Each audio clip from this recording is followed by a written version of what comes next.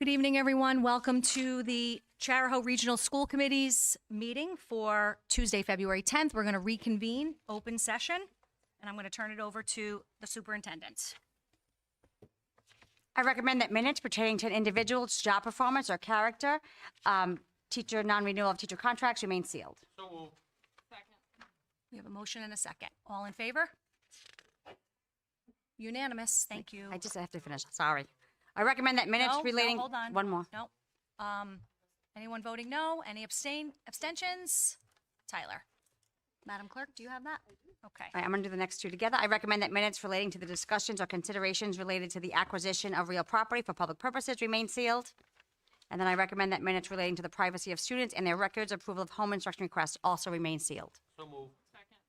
We have a motion and a second. All those in favor? Anyone opposed? Anyone abstaining? Tyler. Okay, thank you. Okay, we are on to recognition. We have a few of our school committee members participating in the recognition. Yes. I'm sorry? Disclosure of executive session votes. You are correct. Okay, Laura Chapman will disclose the executive session votes. Thank you, Tyler. Good evening, everybody. There were 6 votes taken in executive session tonight. The first vote was for an appraisal on a piece of land. There were 8 in favor and 2 opposed. The 2 oppositions were Hopkins and Phelps. There was a second vote to reach out to the town council for a joint meeting regarding land. That was voted unanimous. The third vote was to accept the superintendent's recommendation for certified non-renewal. That was also unanimous. The fourth vote was to approve executive session minutes from January 13th.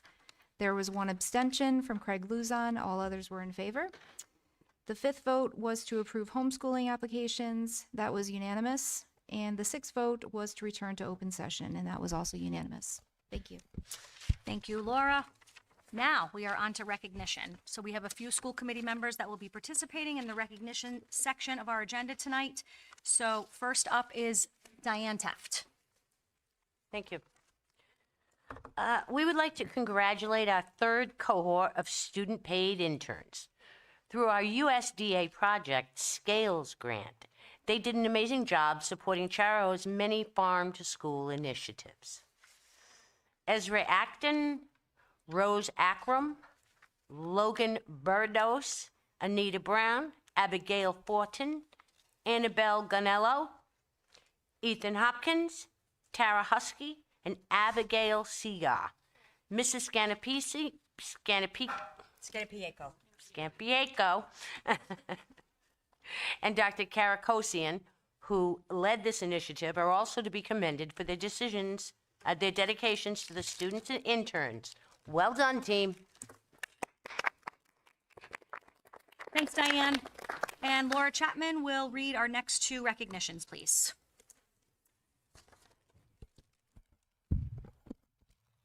The Rhode Island School Librarian of the Month. We congratulate Olivia McAuliffe, Library Media Specialist at Charahoe Middle School, for receiving the Rhode Island School Librarian of the Month Award in December 2025.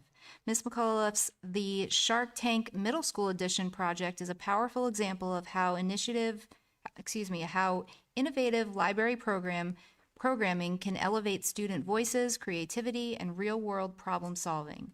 Olivia's work reflects the very best of what the school libraries can offer: dynamic learning spaces that foster collaboration, inquiry, and authentic application of skills.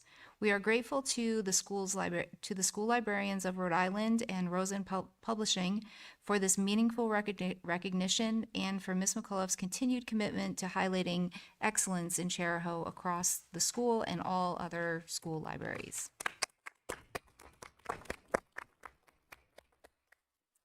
Next up is boys indoor track. The Charahoe boys indoor track and field team posted its best finish in technical academy. Excuse me, sorry. The best finish in years, placing second in the state Class B championship Saturday at Providence Career and Technical Academy. There we go. Charger Ben Steer won the 3,000 meter run and the 4x800 relay of Gus Freelove, Leo Haxton, Isaac Graham, and Ethan McCann, finishing first in 8:17:73. Steers win, according to longtime coach Hab, is one of the biggest surprises in program history. Ben also set a personal best time by 20 seconds. Congratulations, guys.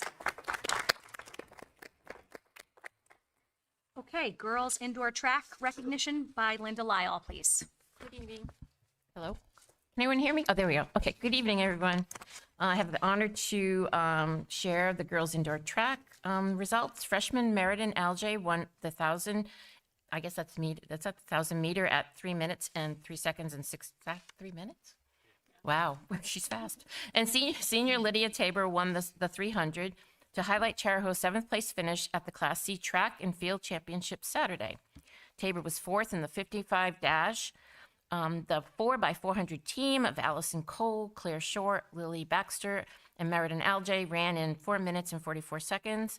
The 4x800 team of Short, Grace Steer, Evelyn Campbell, and Chloe Grissom recorded in 11 minutes 34 seconds. Also scoring were Grissom in the 1500, and she came in 7th, and Cole in the long jump, who also came in 7th. Congratulations. And Karen Reynolds will read our recognition for boys basketball. Boys basketball, Dayton Lee scored 22 points and had 8 rebounds. Brendan Gleason scored 17 points with 6 assists to help Charahoe boys basketball win to a 66-47 Division II road win at Rogers on January 27th. Charahoe, 12-3, led throughout the game, taking a 20-14 lead after one quarter. Gleason's three-pointer at the second quarter buzzer gave the Chargers a 37-27 halftime edge. Rowan Downing, 14 points, 8 rebounds, made 2 three-point shots in the third quarter to stretch the lead to 18. Charahoe is now ranked third in the 17-team RIIL Division II power ratings. Very good. Thank you, members, for participating in our recognition. We are on to public forum. So this part of our agenda, I'll recognize those who signed up for public forum as speakers. I'll ask you to come to the podium, state your name and the town you reside. You are welcome to speak about items not on the agenda. So if you have any comments about the budget or the bond, we're going to wait until we get to that point of the agenda. Per our public forum policy, the speaker who makes a public statement has the responsibility to be accurate, present facts, present information based upon personal knowledge, not hearsay, be considerate, and allow others to speak without interruption. It's my responsibility as the chair to ensure decorum and be mindful of time management. With that being said, I am asking our community members to refrain from cheering, clapping, booing, shouting, or disrupting the speaker who has the floor. Public comment per our policy is not to exceed 30 minutes. So we have 5 speakers this evening, and I'll allow each of you 4 minutes to speak. I'll ask Laura Chapman, our vice chair, to keep time for 4 minutes. When the buzzer goes off, I'm going to ask you to just quickly conclude your remarks so we can get to the next speaker.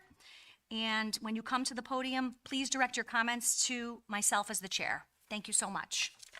So first on our public forum sign-up sheet is Counselor Bob Burns from Hopkinton. I'd actually like to be recognized as Bob Burns from Hopton, not as a counselor. I'm Okay. up here for this as my own personal. I'd like to ask the school committee members, by any chance, how many of you have children in the middle school? How many of you take your kids to school? Sometimes. So then you're gonna recognize exactly what I'm talking about. I got a phone call, an email actually, from your dean of students, Jay Sutton. I keep personnel, I would ask you avoid naming personnel for there's confidentiality. Your dean. It's public knowledge. It's your dean. The name's already set out there, so regardless. I responded to the email. I called him. He didn't respond right away. I called back again. I was able to speak with him. Now, with that being said, with your big defense face over there, he was very respectful to work with. I just want to let the school board know that he was very pleasant to work with, actually. My daughter has been written up several times for in-school suspension, lunch detention. We're talking a kid that is on honor roll, okay? Goes to school every day, cries to miss a day. Why, I don't know, because I hated school. However, that's her choice. We choose to drop our child off at school. It takes an average of 19 to 25 minutes from Woodville Road to that front door to drop them off. Okay, and she keeps getting written up for tardiness. She's on the average usually 5 minutes, 10 minutes, depending on the day of travel. However, the problem is the door is only opened at 7:20. Now, I don't know if you expect us to drop our children off at 7 o'clock in the morning and stand outside for 20 minutes at 7 degrees, but I'm not doing that. And I don't expect anybody else to do that.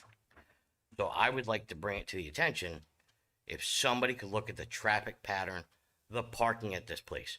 We're all trying to reach for more schools, beautiful schools, this, that, the whole 9 yards. How about fixing some of the situations that we have at hand?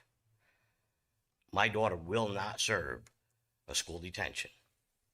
And fortunately, your dean was very pleasant to work with and agreed with that. And I just making aware that if my daughter gets written up again, I will be back here at every meeting again. Thank you. Thanks, Mr. Burns. Okay, next on the agenda is Mike, and I'm sorry, I can't read the last name. I believe it begins, last name begins with a G. Yeah, Madam Chair, that would be, like to pass, and I'll wait till after the bond is put out. Okay, sorry, Mike, I didn't realize that was your last name, sorry. How long you known me? I couldn't read it. I didn't change overnight. Okay. All right, next on the agenda is Andrew, is it Elsinai? Elsinai? Elsing, okay. My apologies. Please state your name, sir, and what town you're from. Thank you. My name is Andrew. I'm from Richmond. Father, husband, and resident of Richmond. Some of you might know why I'm here. It has to do with the Richmond Elementary School. There's been a couple emails out there, and I responded. So I've gotten some responses from some of you, which I appreciate. The main problem that I'm here for is the lack of space and the snow issue at Richmond. It's been almost, 2.5 weeks now since the last big snowstorm. And it wasn't until today that the sidewalk along the fields was cleared, which is a sidewalk, a path, however you want to describe it. It's an asphalt sidewalk. Some say it's only used in the summer. However, it's been used year-round for student pickup. And there was some debate on whether whose property that was, who owned the sidewalk, who owned the field, who had the rights to it, who was responsible for it. It doesn't matter. It's unacceptable. And I know that the small lot on 138 near the clothing drop technically isn't school property. This is part of the problem. Is it safe? No, it's not. Is there anywhere else to park? No, there isn't. So, for the past 2.5 weeks, our children have been forced to walk in the parking lot with the cars and everybody else coming in and out. You know there's only one entrance for pickup at the end of the day. Every car is going through there. Teachers are leaving there. Every student that is getting picked up, and it's more and more. Every year, every day. Every one of those kids is in that parking lot. Our kids were forced to walk on Route 138. I'm not talking about walking on the shoulder. I'm not talking about walking on the fog line. I'm talking about walking on 138. Do you have any idea how lucky you were that someone wasn't killed? I don't think most of you do. I was there, I was watching these kids. I could have touched the tractor trailer that passed us. We're walking on 138. There's nowhere to park. There's nowhere to walk. The sidewalk wasn't shoveled. It's unacceptable. And I'd like to thank Mr. Zenian, who took the time to meet and to go down there in person. All right. This stuff bothers me. You should have seen the kids walking on 138.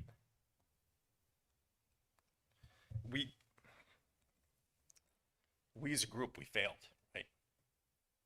Plain and simple. School board failed. Superintendents failed. The town failed. DPW failed. We failed our students. Can't happen. Doesn't matter if it's 3 inches of snow. Doesn't matter if it's 3 feet of snow. It doesn't matter. We have 3 elementary schools off campus. Is that my timer? That is. I grew up in the district in Pennsylvania that had 15 elementary schools and 3 high schools. I didn't have to walk on the highway. We got it done. We're not communicating. We're not working together. I'm tired of pointing fingers, passing the buck. That's not our property. That's not contracted to us. That's contracted to somebody else. It doesn't matter. We're not working together. Our kids should never have to walk on the damn highway, a major road. Thank you, sir. Appreciate you bringing that to our attention, and I'm Could I sure just that- ask for 2 things to be put on the agenda, which is for next time, what is being done for the lack of parking at the school, and also what proper equipment do we need that we don't have? I know there's many things that are out of service right now that we don't have. Why is that? What do we need? What do we need to get? How much do we need to pay for this? I don't think, well, you absolutely can request it on the agenda, but I can tell you, Mrs. Martin and I have spoken obviously with Chief Johnson, Mr. Zenian. One of the things is, revising the pickup when nobody exits the car. So we've done that at the middle school, those that have done that there. So Mrs. Martin is working on the placard system to be able to ensure that nobody is getting out of their vehicles on 138. We were promised when the DOT put in the rotary that there was going to be an additional lane created. That didn't happen. And again, it's a conversation that I think would have been great when they had told us about the rotary that was put in. The second thing is we do have the vendor, and I know maybe you spoke to him, and I have to say he's been very responsive to the feedback, worked, and again, with the 2-hour delay, I agree with you. We would have loved to have it done. It should have been done. No excuses. My custodians tried to even shovel out the handicapped, but in the end, it should have been all completed. I was there with them yesterday morning shoveling the handicap parking spot. And we own it. So we've spoken with the vendor, we've spoken with Zedani. While I think everybody was well intended, there's equipment that if they need it, then I was not aware that their equipment was required. I basically have told my director of facilities and grounds, as well as Mr. Zenian, that my expectation is that when we put the bid out next year, that we ensure even now moving forward with our contract, that when we say plowed, we mean all spaces, to the best of the ability, and that now we will be reviewing those properties. I had technology pulling videotapes to make sure I have a clear understanding of how it was completed. I absolutely agree with you. I thank you for coming, and please know you can reach out to me directly or Mr. Is there Zenian. anything on the agenda to revamp that whole parking lot, make that parking lot bigger along the frontage of the field, and have a one-way in, one-way out? Like you go to Dunkin' Donuts, you're not going out the same way you come in. It shouldn't be like that at Richmond No, and Elementary. nobody should be leaving the parking lot for staff until the dismissal has been completed, which should be around the 3, yeah. So we have some tightening up to do. Thank you. Thank you. Helen Sheehan?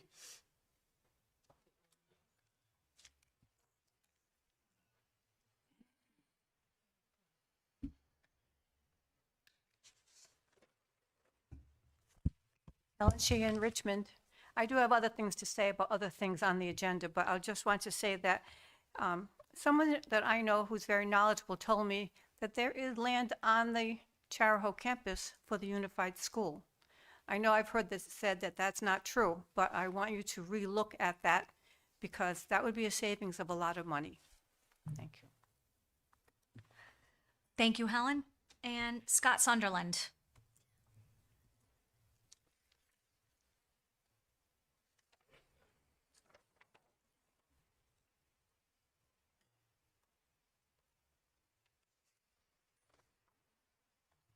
Scott Sunderland from Hopkinton. I am the vendor that plows Richmond School. Been doing it 3 years. Before I took over the plowing, I talked with the Public Works, and they told me where the snow goes. I put the snow where they told me the snow goes. 3 years, have not had any issues whatsoever. We just had about 30 inches of snow.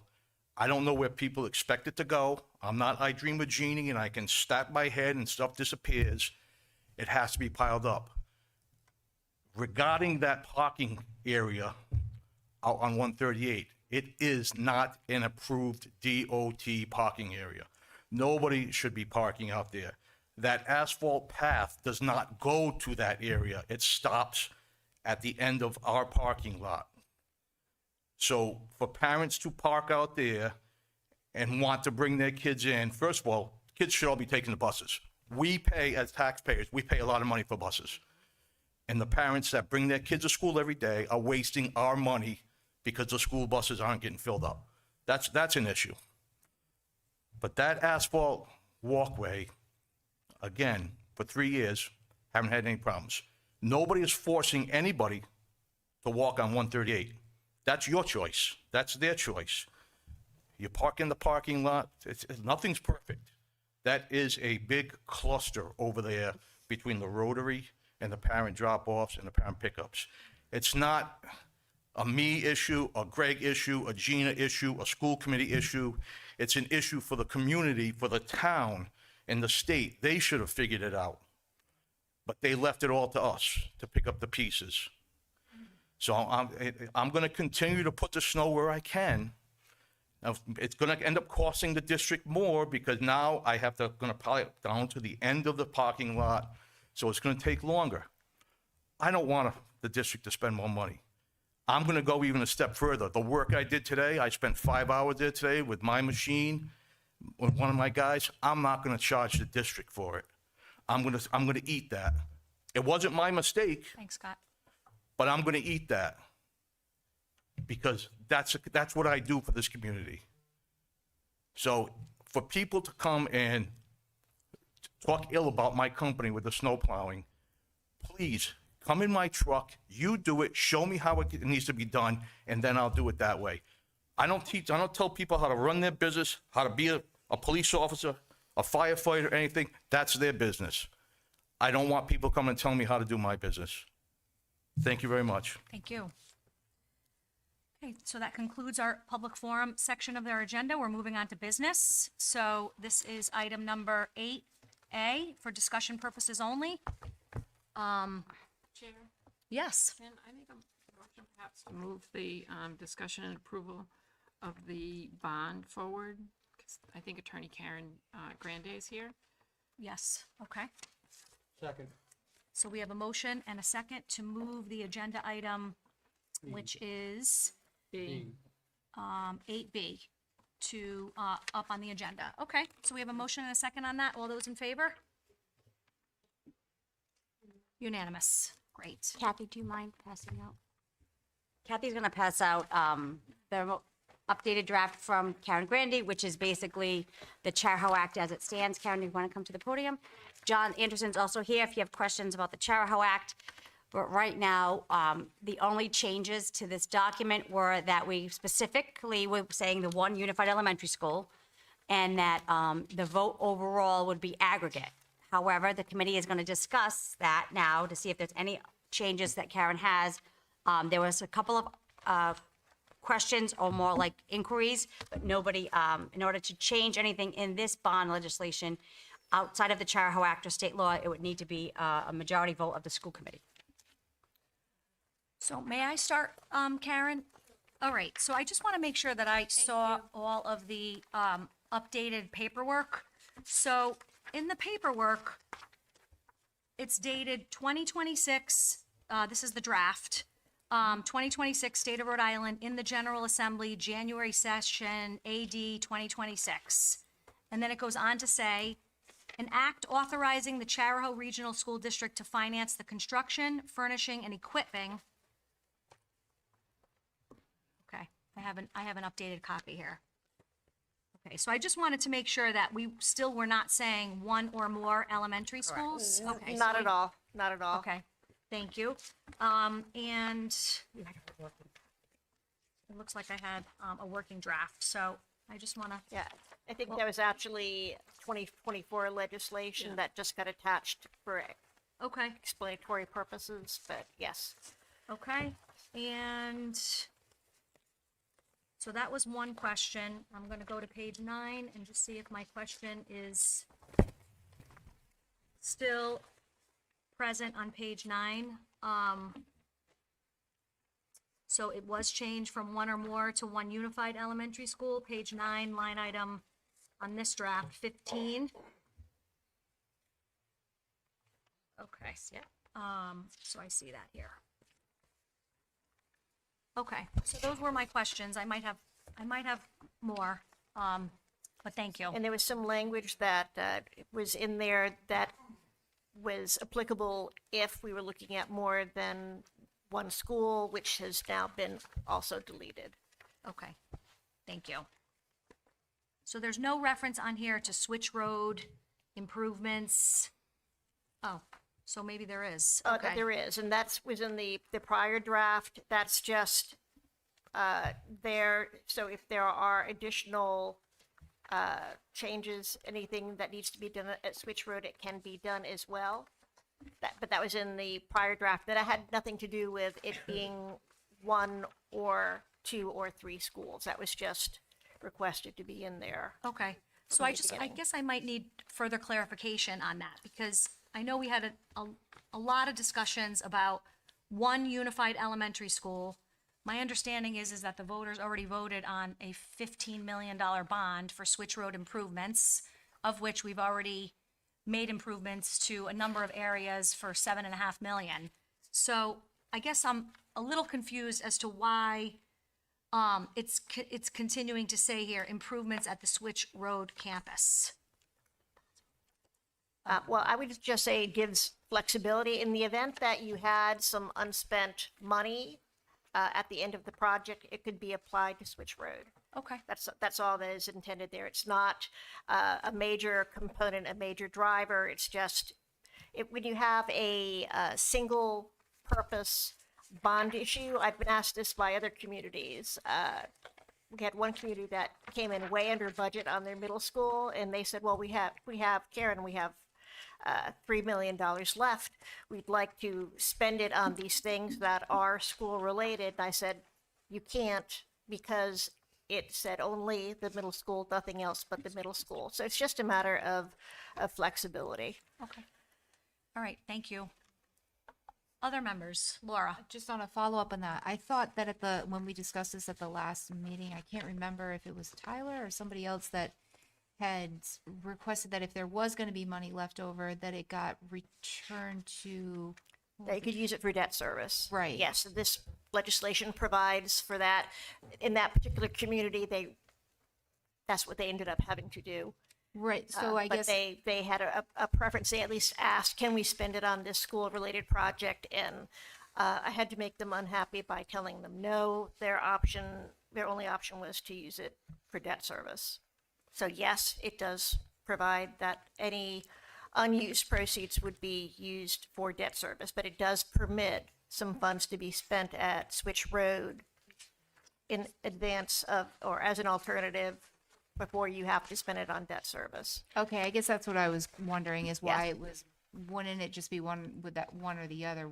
Why would it be, if there was stuff left over and it would go to the debt service, why would we also say, oh, but if there's something left over, you can also spend it That's your somewhere else? choice. That's we can draft this any way that the committee desires to have it drafted. We can take Switch Road out entirely. Okay. An example would be, they had a public comment where Mr. Burns is giving the committee a request about sometimes the parking situations or the roads. We have been asked on certain occasions to add an additional road on the backside of the tennis courts going out so the seniors could leave a different way to alleviate traffic. But the Switch Road campus allows you to make any changes, especially if you're thinking about grade 5 going to the elementary school, any changes to the campus as you're thinking about the shifts, it only gives you the ability to be flexible when you're making those decisions. Okay. Jess, I think you had your hand raised? I believe you also mentioned at the last discussion about where this number, 110,200,000, came from. The gentleman that came and spoke to us with the bond rating. It would be nicer if it was a round number, just 110 million. I don't know if we have to have the 200,000 in there. I'll ask the lawyers. That's a question regarding how we put out the bonds and things like that. Do we have to put that amount? Was that his recommended amount? You can say more or less, but again, we're trying to be as specific as possible based on the request. Yeah, this is a not to exceed number. And I would say the only legal limitation is that bonds are typically issued in $5,000 denominations. So you wouldn't want to have some number that ended up in, a 2 or a 7, or because you want to have something that's round, at least as far as $5,000 denominations. But otherwise, there's no reason why you could not say 110. There's no reason why you couldn't say, I'd rather not go less. yeah. I mean, there's no reason why you couldn't say 111 either. Not go, what did It's you just, say? it's a matter of. I would caution you not to go less than the 110, 200,000. The 110,200,000, I would say $200,000, I would not go to 110. That would put us $200,000 shorter than what the project is already coming in at. Preliminarily. Jesse, thanks. Hold on. Pat had her hand raised first, and then we'll go back to you, Tyler. Jess, did you have anything else to add? No, I just would look forward to more information. It sounded like Tyler was still talking and Gina was still talking about where the number came from. Pat, and then Tyler. Yeah, just to get back to that, Switch Road versus paying down the debt, in the event we had money that came in under budget, who would make that decision? The school committee. Okay. Correct. Thanks, Pat. Tyler? Gina, that 110,200 number, or 200,000, 110,200,000, that's based off of the preliminary numbers that we've got through our stage 1, right? Correct. Jess, I think that's what you were looking for. Where's that number coming from? That was. That was part of it, yeah. Yeah, that was preliminarily given to us by, I think that's SLAM in conjunction with Colliers. Matt Blaze does all of the finance piece. Matt came to that meeting in December. So there is, I mean, I don't want to say there's science behind that number, Jeff, because we're so early in the process, but there is some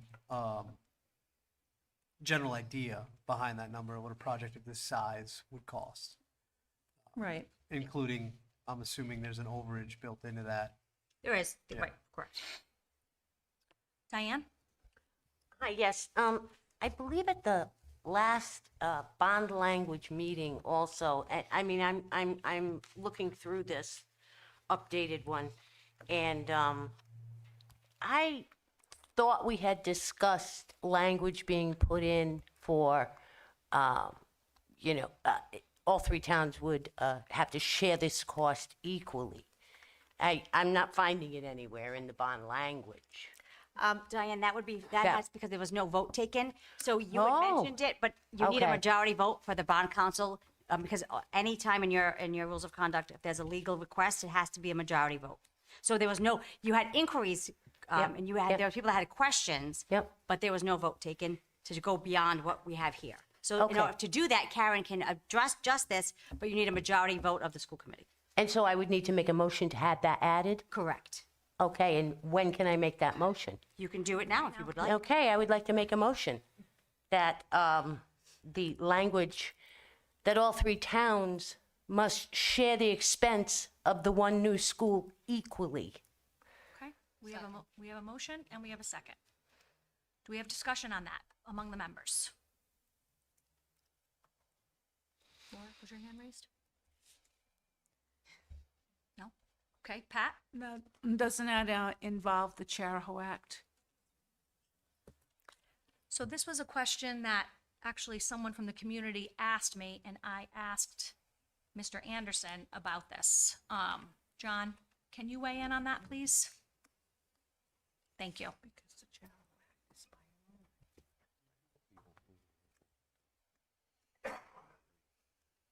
When it comes to education in the state of Rhode Island, the General Assembly has the final say. They're the decider of everything. If the General Assembly approves that this bond be issued 1/3, 1/3, 1/3, it'll be issued 1/3, 1/3, 1/3. If the General Assembly says it's going to be done based on student enrollment, it'll be done on the basis of student enrollment. So however you decide to do it, it'll be incorporated in the bond language. As the superintendent explained, you need to make motions and you need a majority vote. Thank you, John. So we've got Craig with his hand raised, Polly with his hand raised, and then I think Deb Carney would like to speak on that as well. Craig, you have the floor. So John. Well, I had to wait for her to recognize me. You just implied that the state has the power to accept 1/3, 1/3, but as presented to them? Or can they overrule, even if we didn't do it, can they overrule? I mean, how? And the answer is yes, the General Assembly has the final word. You're making a request of the General Assembly, but the General Assembly has the final word. If the General Assembly says, you're not getting a bond issue this year, you're not getting a bond issue this year. If the General Assembly says they're cutting it, the amount, it's cut. The General Assembly has the final word. It has been my experience, though, going on more than 40 years, that the General Assembly, yeah, I'm that old, the General Assembly typically follows the request of the community. That is their general, what the community asks for. So, yeah, you know, the General Assembly can do all the things I suggested, but they typically follow the community's request. And in this case, that would be however the Charahoe School Committee votes. Okay, Thank you. I'm not done yet, Chair. go ahead. So personally, I'm going to recommend that the school committee allow the town councils to come to this decision for this group to vote and to force Charlestown to an equal third. I think you're putting yourself at risk liability-wise. Okay, thank you for that input. Polly, you had your hand raised? Yeah, just a perspective that I was thinking of, and I think I was discussing it with Diane earlier, when the towns come together, or when we have to consider this massive amount of $110 million to build a school that is expected to last our students 50 years. So I want the towns to think about where they see their towns in 50 years, where they see development, families. Is Charlestown always going to be the one with the lower amount of children? You don't know that. That's 50 years. And my father was a graduate here way at the very beginning of Charahoe. And we've had discussions of how much Charahoe has changed, not just the district, but Charahoe itself, from the small, tiny little school that it was to what it is now, this big regional district school. So in my opinion, if you're in a regional district You're in it for the 50 years. I think we should all be working together for the same goal, very democratically, everybody equal, everybody have a vote, everybody pay their an equal share. That's just my. Okay.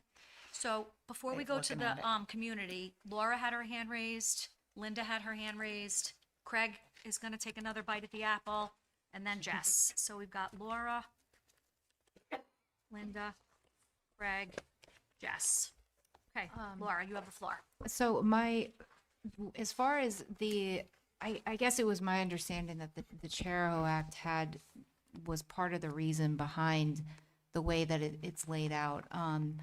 But my bigger question is, how is it structured? Currently, it's structured now. So I guess my concern would be that if it was changed to a third, while I understand that concept because, all the students would be sharing the same space, and you can't really say like, oh, well, this student is only going to use a portion of the gymnasium.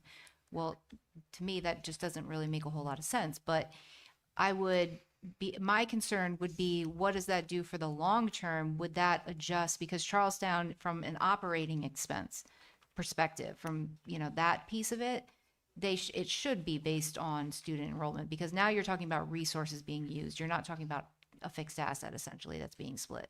So would that change that language permanently if it was changed to a third? That would just be for this bond issue, for debt service on this bond issue. Okay, thanks. Thank you, Karen. Linda? Thanks, Chair. Last time we discussed this, this bond language was the last time we had the 3 elementary schools. And out of the spirit of collaboration and cooperation, I voted for the third, even though I felt that it probably wasn't fair to Charlestown. And I guess I'm a little concerned that I don't trust the towns, especially one, to actually support this new bond. So why should I, trust that if I was magnanimous enough to say, okay, I think a third would be fair, that the bond would get passed. I don't know whether or not I feel like are we all in on this? I don't know. I think we need to kind of, if we're going to be a regional district, then we need to start thinking like it and acting like it. Yeah. And not like separate towns. I mean, to your question, when we were voting and debating on whether it going to be one unified school versus 3, 3, repairing 3, it was an 8-3 vote to move forward with one unified school. And I think that was across 3 towns. There were 8 people in the majority across all 3 towns, if my recollection is correct. So, I mean, I think, I'm for one unified school, and there were 7 other folks, including yourself, that voted that way. So. Just one more comment, Yes. I guess. Just want you to think in the sense that if one of the towns was on the other foot, like say, for instance, if Hopkinton had the least amount of children, would you think they'd be willing to kind of come forward and do a third? I don't think so, but that would be me. That's maybe I'm being wrong and not fair to them, but I just don't. I think Charlestown carries a lot, and there's a lot of things that Charlestown does do for the district, and maybe the well's starting to dry up. Okay, thanks for that input. You're welcome. Craig? Actually, she said what I was going to say. She said, okay. So that wasn't my bite at the apple. Okay. Let me make sure I write that down. Wasn't your second bite at the apple. Jess, and then Diane, and Polly. So I can see this from multiple perspectives. Just to start, I do believe that we are one district. We're Charahoe. I don't say that I represent Richmond. I represent all of Charahoe, even though I live in Richmond. I think that is a big part of the principle of moving forward with one unified school, is that we share it. We also can acknowledge that we're a district in Rhode Island that gets a lot of kids that come in from out of district who also will be on our campus. I will note that the main campus bond for $15 million passed. It's per pupil split for that bond. It's not 1/3, 1/3, 1/3. So that's an example where talking about a unified campus, that was split per pupil, which is how the rest of our educational funding that comes locally and even through state aid. So, and also just to, I do think it's prudent to talk about some of the numbers, like estimates. The numbers I have are from when the bond was estimated to be 117 million, 5% interest over 30 years with 65% reimbursement. And the yearly payments of this bond for the life of the bond were about 2.5 million. And if we're splitting by enrollment, talking about the enrollment we have now, Richmond has 37.78% of the population, Hopkinton has 38.78, and Charlestown has 23.43. So Richmond and Hopkinton would be up near $1 million per year, and Charlestown would be down around 600,000. Splitting the bond, like I said, estimated numbers with a different bond number, but just to give folks an idea, about 887,000 a year. So we'd be asking Charlestown to subsidize the other two towns to the tune of over $200,000 a year. For a period of the bond, life of the bond, so 20 to 30 years. I think 20 is I'm not sure about that. It's 30 years. 30 years. So it's significant, I think, over the life of the bond, but I know that a lot of folks in Richmond and Hopkinton will point out that, you know, our property tax rate is about 15%, and in Charlestown, it's about 5%. So once that increase, that number filters down to taxpayers, it's not as impactful. But we also, Richmond and Hopkinton get a lot more state aid than Charlestown. We're getting $7-8 million a year, and Charlestown's getting $1.5 million. I don't think that we would offer to split our state aid 1/3.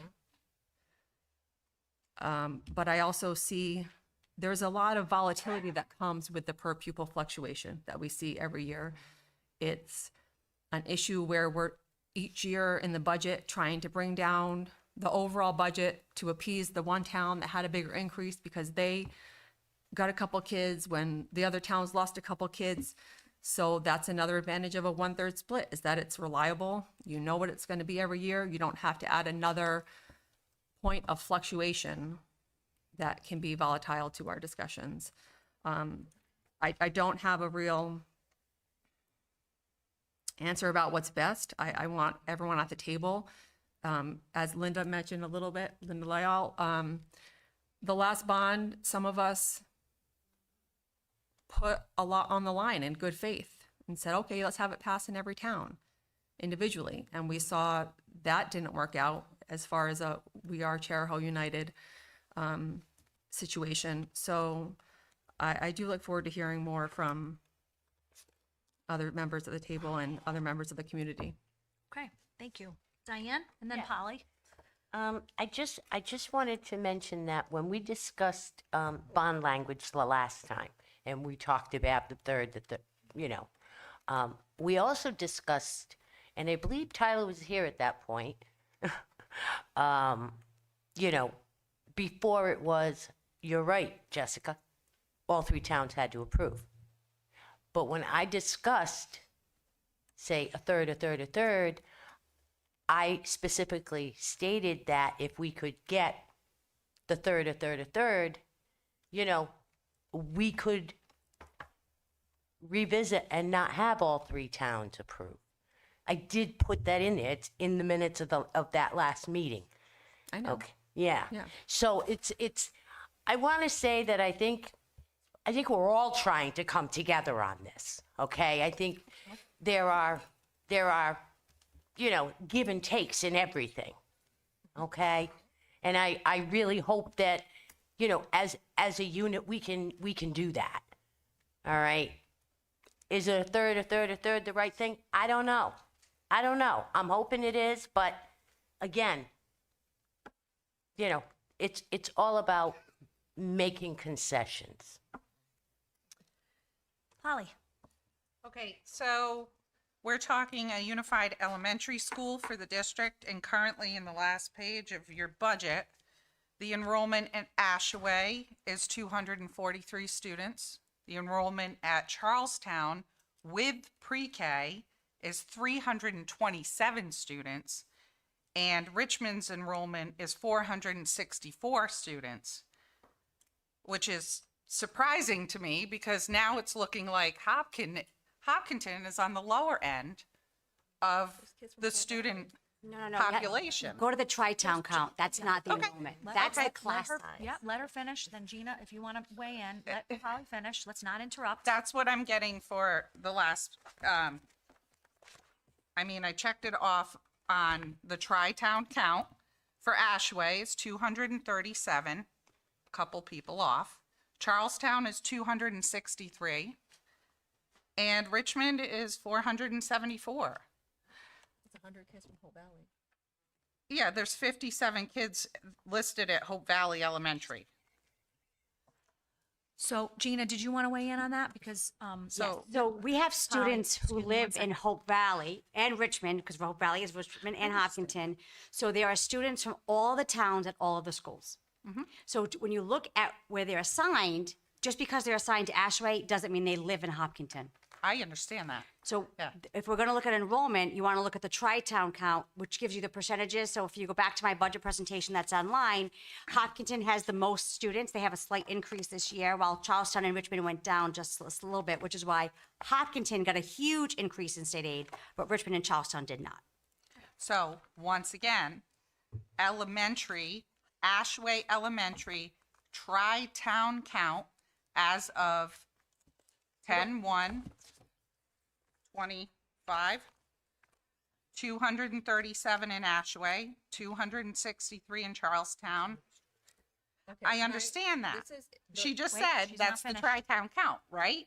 That's the No. one we should be looking at. The tri-town count by town. You're Okay, looking at by okay. school. The chart below it, Polly. That's the, Enrollment by town of residence. I get that. That's it. Okay, so I will add those up. Come back to me. okay. Craig, did you have a comment? And then we're going to go to the community. So however you want to spin this, We'll say that. I just want to see if she's listening. I'm not, I'm adding. Do you want me to listen? Yes, Shall- please. Okay. So however I'm you not want to spin spinning it. this, Charlestown only has approximately 23% of the students. Next year, we might have 22, or we might have 24. However the bond works out, if we don't go to an equal third, each town will pay based on its student enrollment. We could be back up to 30% like we were years ago. We don't know. But like Linda said, would the taxpayers in Richmond and Hopkinton be willing to pay for an equal third if they had 23% of the students? And I can almost guarantee you, that's a no. You're absolutely right. Um, I would. so Larry had his hand raised. We will get to the community. So if the community wants to weigh in on this, I would be happy to take input from the community. Larry, did you want to add anything before we go to the community? Greg, I'm all in favor of 1/3 because we don't know what the Charleston's population is going to be 10 years from now. Okay. It's, Okay. All right, so I we don't also see any, share the burden. sorry. I don't see any other members' hands raised. So I know Deb Carney wanted to speak. So, so I will recognize anyone This that is has their all the hand grades. raised. So it will We're be, talking elementary school. President Carney, President Geary was second, and then Helen Sheehan, and then if anybody else wants to weigh in on this, yes, okay, so, President Geary, you have the floor. I'm sorry, President Carney, you have the floor. Right, so Deb Carney, President of the Charlestown Town Council. Tonight I speak for myself, as the council has not had the opportunity to discuss this yet. We will be discussing it at our February 23rd council meeting. Speaking only for myself, I'm adamantly opposed to this 1/3 split. We have, as Mr. Luzon accurately pointed out, just slightly more than 23% of the kids. The Charahoe Act is very clear on how we pay for the operating costs and how we pay for the construction costs. And that is based on student enrollment. When the districts, the towns came together as a district in 1958, this is what we agreed to. When we further regionalized in 1986 and brought in the elementary schools, we once again agreed to this. As Mr. Anderson pointed out, he's correct. The General Assembly is the ultimate authority. They are the ultimate school committee. But rest assured that Charlestown will vehemently oppose you trying to inflict 1/3 of the cost on us. This is approximately $250,000 a year in addition to what we should be paying based on the Charahoe Act, which we're looking at probably close to over $7 million over the life of the bond. And my questions for people that are advocating for this, would your town be willing to pay an additional $250,000 a year if you did not have to? If it is not what was required in the Charahoe Act? It was brought up about the state aid reimbursement. The state aid reimbursement is the equalizer in the taxes right now. Right now, Charlestown pays more per student than Hopkinton, and we pay more per student than Richmond. In addition, I have a list of other things that Charlestown has done over and above what Richmond and Hopkinton has done over the past 30 years. If you'll indulge me for a moment. So the Charahoe Act, like I said, we all pay based on our student enrollment. We are not going to sit by and say, yep, go ahead, change the Charahoe Act without our approval, because what else would you change on us? Charlestown is paying right now for 1/3 of the bond for Campus 2010. We had agreed to that 16 years ago. We have paid more than our fair share over the past 16 years, and nobody seems to acknowledge that. We also agreed to a 33% hold harmless provision in the CALA bond. And for those of you that don't know what that is, we had agreed that no town would pay more than 33%. So when Richmond was over 33% of enrollment, and when Hopkinton was over 33% of the enrollment, the district ate the difference. So Richmond didn't pay more than 33, Hopkinton didn't pay more than 33. The district, including Charlestown, made up the difference. Let's talk about the police officer in the middle school. Approximately 20 some odd years ago, Charlestown agreed to put a cop in the middle school. Never regretted it. We paid for it 100%. We also paid our fair share to have the officer in the high school. So not only did we pay for the Richmond officer to be here, we paid 100% to have an officer in the middle school. For the past 40 years, both Charlestown and Richmond have paid for 2 elementary schools in Hopkinton. Not 1, but 2. Let's talk about plowing. That came up earlier. A few years ago, Richmond and Hopkinton said, we're not paying for the plowing at the elementary schools. Charlestown's paying for ours. We plow our elementary school. Plus, we pay our fair share to plow Hopkinton and to play Richmond. So we are not going to sit by and allow you to say Charlestown's going to pay 1/3. And by the way, we'll do away with the veto power. If you pay your fair share, then we all get to say, Hopkinton doesn't want it, they can veto it. Richmond doesn't want it, they can veto it. But if we're going to do 1/3, Charlestown, you don't get a say. So just rest assured, we are not going to sit by and let you subject us to paying 1/3 when that is not what the Charahoe Act says. Thank you. Thanks, Deb.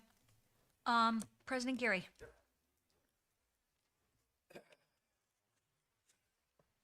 I thought the Westlake Town Council meetings were get a little loud. Mike Geary, Popkin Town Council, just real quick. And this is the answer. I know you don't want me to look at people when we answer, so I'll answer to you. As far as kicking it back to the town councils on who's going to pay what, I'd say no to it right now if it came in front of me, and I'm sure most of the town council would. You guys were elected to do this. This is a damn good time, and I'll say this again, damn good time to rethink about opening up the Charahoe Act, okay? You guys want some town involvement, we need to sit down and rewrite the Charahoe Act. Thank you. Thank you.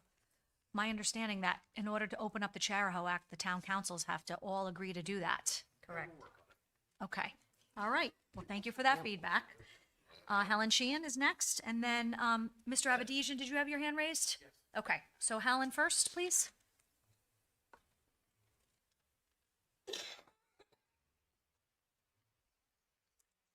Helen Sheehan, Richmond. It turns out I agree with Mike Geary.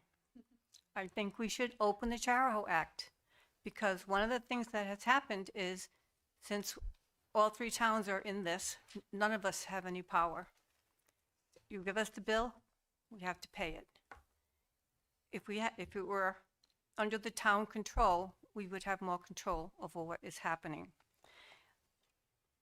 I would like to see Richmond Elementary School renovated, not like new, just renovated to do the job. So I'd like to see us open the Charahoe Act and have us take back our school. I think that would be a lot less expensive for the town of Richmond. And then we wouldn't have these arguments. If this were truly, if we are one unit, all the residents would pay equally. It would be blind. Wouldn't matter where you lived, you'd pay the same amount. So, the town councils, I'm gonna put it to my town council too. Open the Charahoe Act and take us out. Thank you. Mr. Avedisian.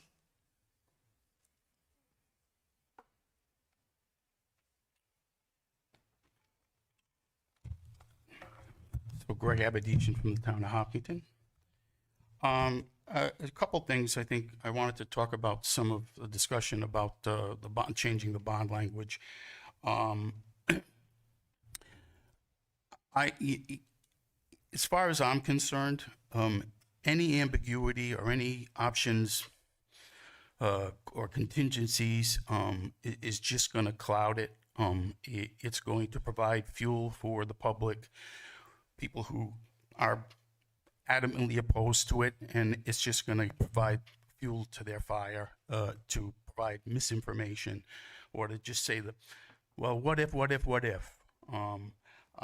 The other issue is I noticed that the version of the bond, that the last one that was on the website, says the 3 schools. I'm just wondering why the most up-to-date bond proposal was not posted. I don't know the answer to that question. Gina, please. It was just, we gave a comparison because legal counsel Grandy was working on the revision. So what we did was we kept the old one up so people could compare. The new one will be posted after, the school committee has it tonight. I can post it, while I'm waiting today if you'd like, so everyone can see it. Okay. Again, I mean, I think this just kind of adds to the confusion. People are going to say, "Oh, well, no, I saw that one," and It does say the correct year. But in the end, it was the 2024. And as far as sharing of the costs, I lived in Charlestown for the high school improvements, and I endorsed equal thirds. But at the time, the student population was nearly equal, and it just didn't make sense to withhold funding for a desperately needed improvement to the main campus based on a few percentage points. I think, and I'm from Hopkinton, the numbers are dramatically different now. And yeah, I think over the course of 20 years, 30 years, it's going to cost Charlestown upwards to $7 million unless the student population changes. And so that is, in my mind, is the equalizer. You pay by the student, and the student enrollment changes, the costs change for each town. You change it to 1/3, it's permanent for the life of the bond. In my mind, I just want to see this pass because it's desperately needed. And I think to have the discussion about equal thirds and talk about opening up the Charahoe Act. I mean, by the time we're done, we're probably looking at another 10 years of students in inferior elementary schools.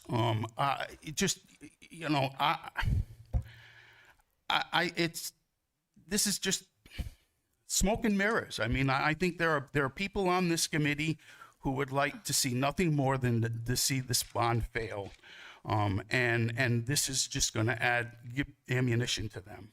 So, Thank you. Is there anyone else that wants to speak? Yes, please. Yes, please. Thank Jeremy you. Palmer, Hopkinton. So I'd like to start by saying this is not 1958. So to reopen the bond, I think would be fair to everyone, because we're not dealing in the same times. I've heard a lot about the discussion of language, and certainly it's changed since 1958, because in 1958, I think that people could gather in a room and speak openly and their voices would be heard equally. Today, I see a lot of crossed arms, Craig, people not listening, people who are selfishly demanding that they would not participate equally. And in my mind, when I hear 1/3, I know that that's all more complicated than it seems because we're all speaking a different language. But at the end of the day, the name of the school is Charahoe. It is derived from all the towns that are equally benefiting from our school's education. So I would strongly suggest that whatever is going on in the language that isn't understood by the majority of the people here, that the people who have been elected to represent their towns would say so in a manner that they are not politically driven to find friendship within the group and think as individuals. Because in my mind, if somebody can sit in a room with a political community of people that they agree with, then if you can sit in the room with those and three people and you agree with every single one of them, then you're not thinking as an individual. So I would implore to the people who are on the board who were elected for the reasons of their own, whatever reason was that you guys got on the board and decided to make an impact in your community, that you would leave your personal feelings aside, listen to what's going on in the room, not look for a fight, and look for a resolution, because that's what the community really needs here. I mean, I don't understand all the dialect that's being used in the room, and I would assume the majority of the people sitting in this room really don't know. They're looking towards the people that we've elected to represent us. And I would suggest that you would take a personal inventory of who you are, why you're on this board, and what your actual views are, and represent them. Because if you can sit next to someone, again, and there's three people in the room and you agree with every one of them, then you're not an individual thinker. This is not 1958. Let's change some things. Let's get along, and let's find a resolution and not a fight. Thank you. Thanks, Mr. Palmer. Anyone else? Is there anybody else before Mr. Avedisian wants to come back up? Go ahead, Mr. Avedisian.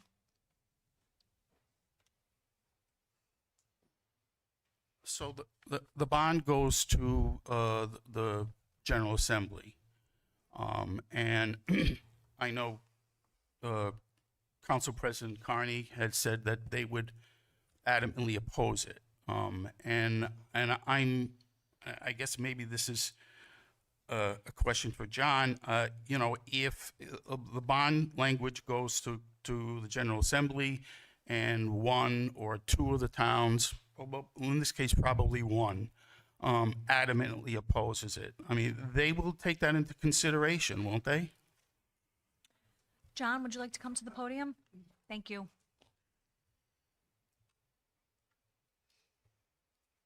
The answer to that question is yes, but that question is better presented to the state representative and the state senator from Charlestown, not me.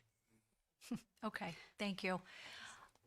Laura, and then I think we're going to, did you have your hand raised, sir? Okay, so let Laura speak, and then if you want to come back up to the podium after Laura's finished, okay? And then Polly, sorry. Go ahead, Laura. It was actually a question for John. For who? John. John? John, we have another question for you.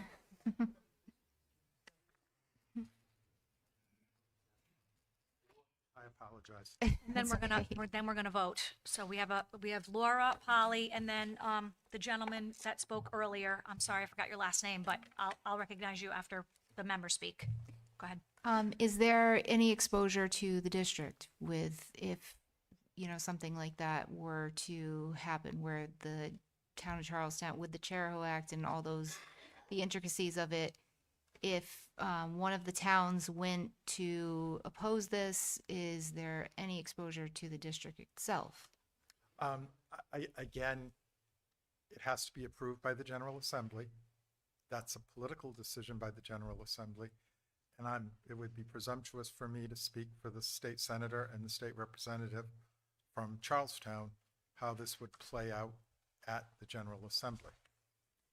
The Charahoe Act does have an exit provision, and years ago, there was all sorts of talk about the exit provision.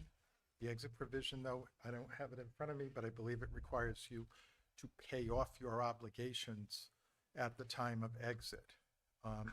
So that comes into the decision-making for people when this goes forward. But the question that you've asked, the question Mr. Avedisian asked, are really questions for the senator and representative. I think there's 2 senators and 1 representative for Charleston. For them, not for me. Okay. Thanks. Thank you. Polly, Yeah. you're good? I'll bring it up after the. Okay. Mr. Elsing? Sorry. Okay, I'll get you right after Mr. Elsing. It's just a question. So you said it's a 30-year bond, and we're talking about one-third, one-third, one-third, It's a correct? third. Yes. Is that set in stone? I mean, trying to think out of the box here, work together and communicate. Is it feasible with something like this to word it so that you say, the first 5 years of our 30-year bond, we're all paying 1/3. At the end of that 5 years, we readdress it. Is it possible to then say year 6 through 10, or in the second 5 year, the next 5 years, it might be a different percentage based on student enrollment or children or community or whatever it may be? Is it set in stone that it has to be what you choose now, the 1/3, 1/3, 1/3, is for the entirety of the 30 years? Is things change? I don't know the answer to that question, but Karen Grandy might. Just while Karen comes up, just a clarification. Well, yes, the Charahoe Act says enrollment. The state law also says enrollment. So this comes up every year with the budget votes. So any district in town that's not regional pays by enrollment. That's how their state funding is determined.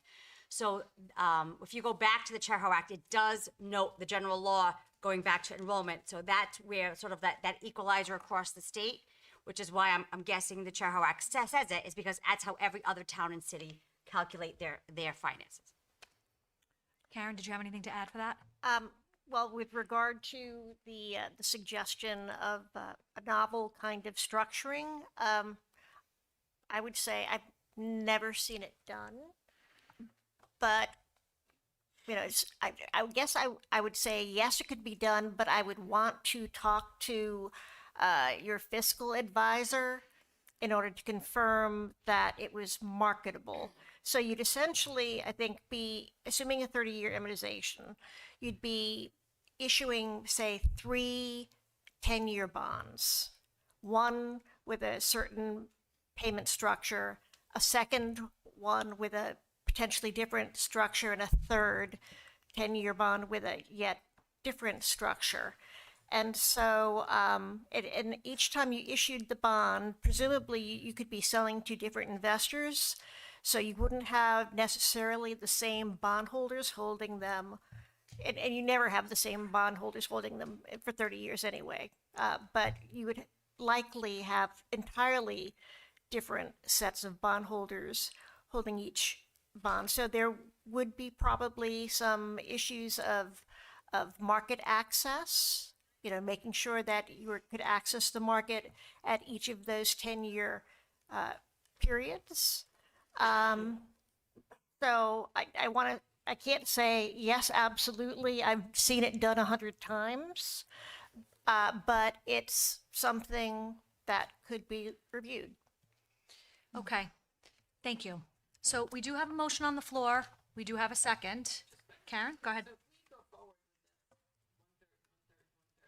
Charlestown and the senators and the representatives do stop it, we have to start this process all over again?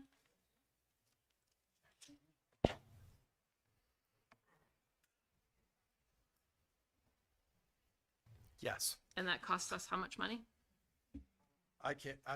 That's more a question for Mr. Zenyan, not for me. 1.2 million. And how many times have we done this?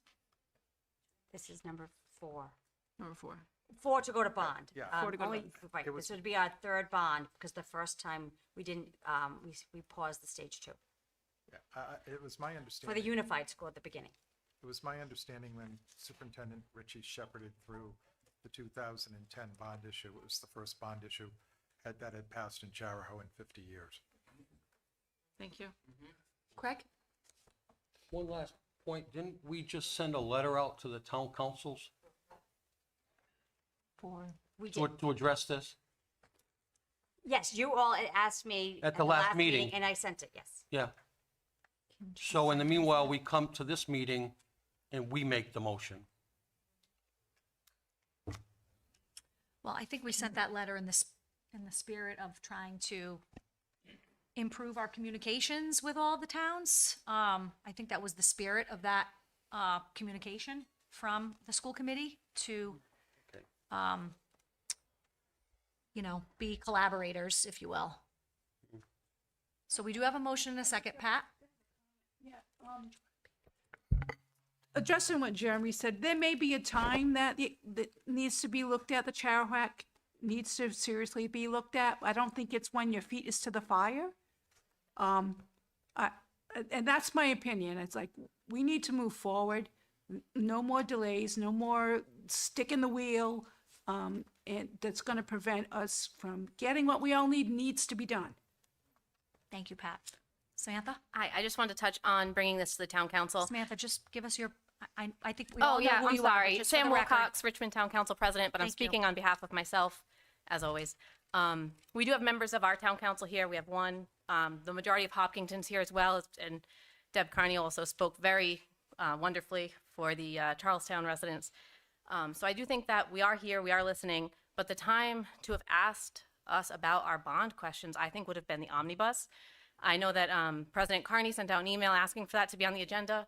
It was unfortunately unable to be put on the agenda and really wasn't discussed. But I do agree with what a resident had said, where it's your decision.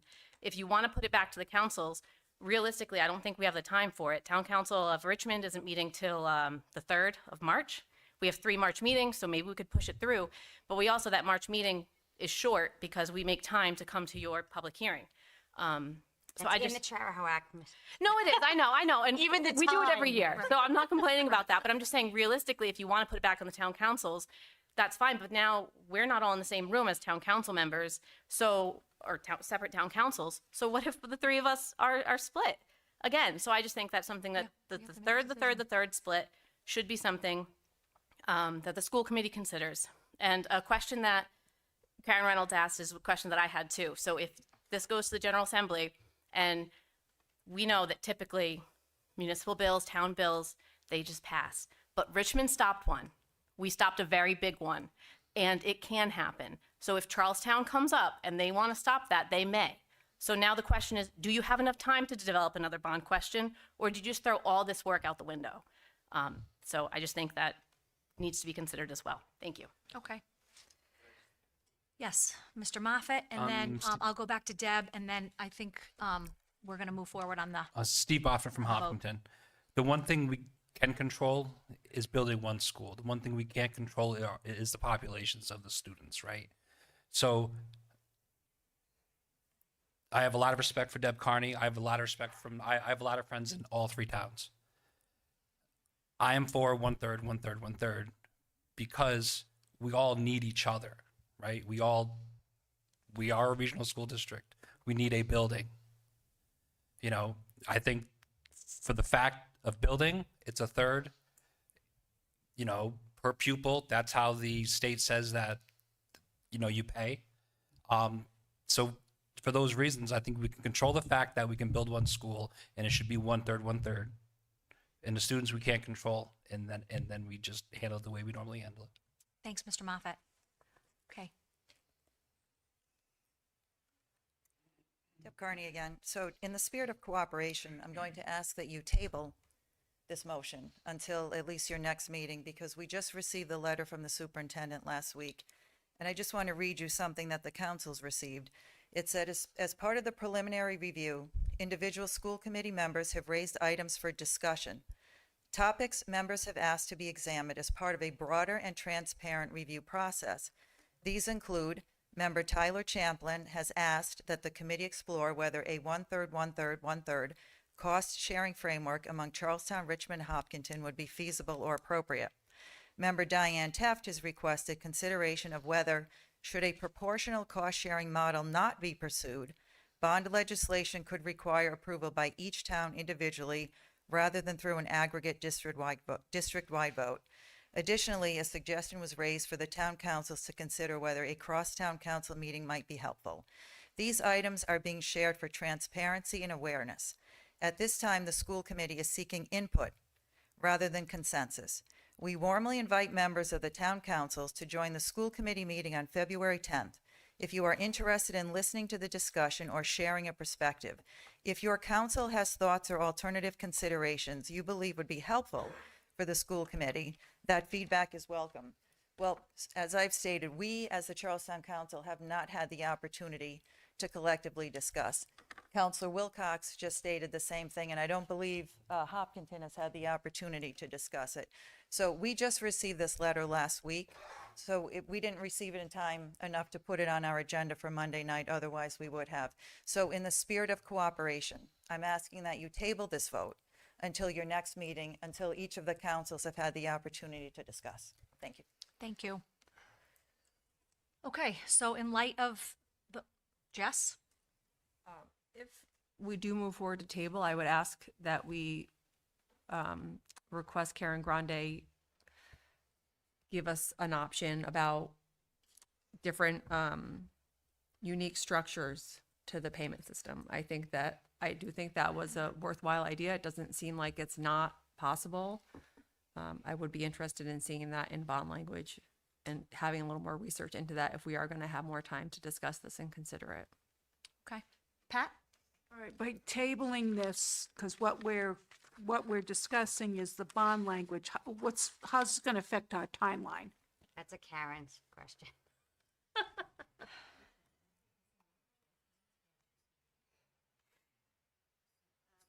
So as your counsel, John Anderson, indicated, everything is really under the control and purview of the General Assembly.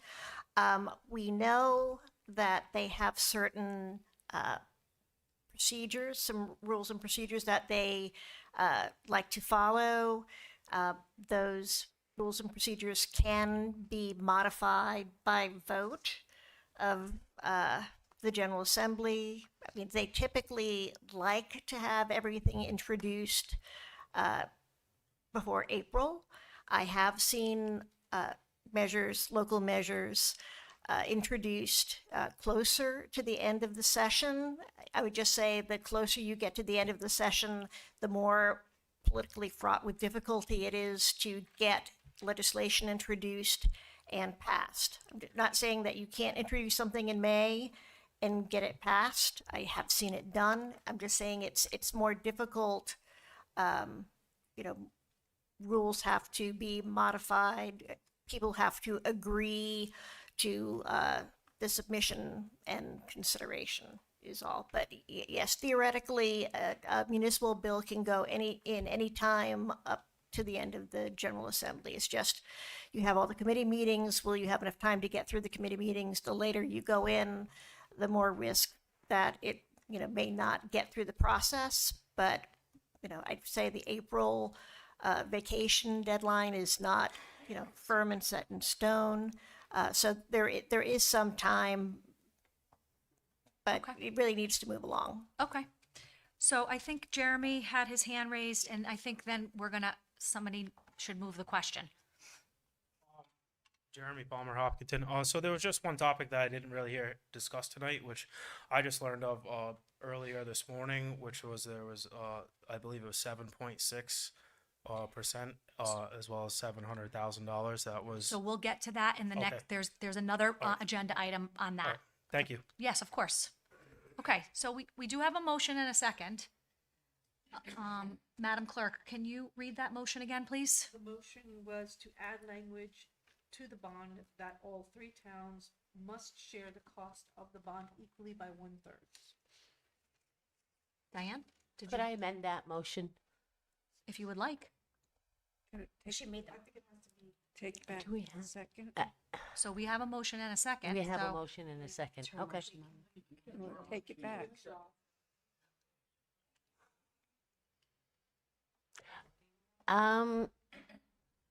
In listening to Deb Carney, you know, maybe it would be fair to say that the towns should get together and review the proposals that we've given them. So at this time, I'd like to withdraw my motion. Okay, who had the second? Are they withdrawing your second? Yeah. Okay. So do we have a motion to table?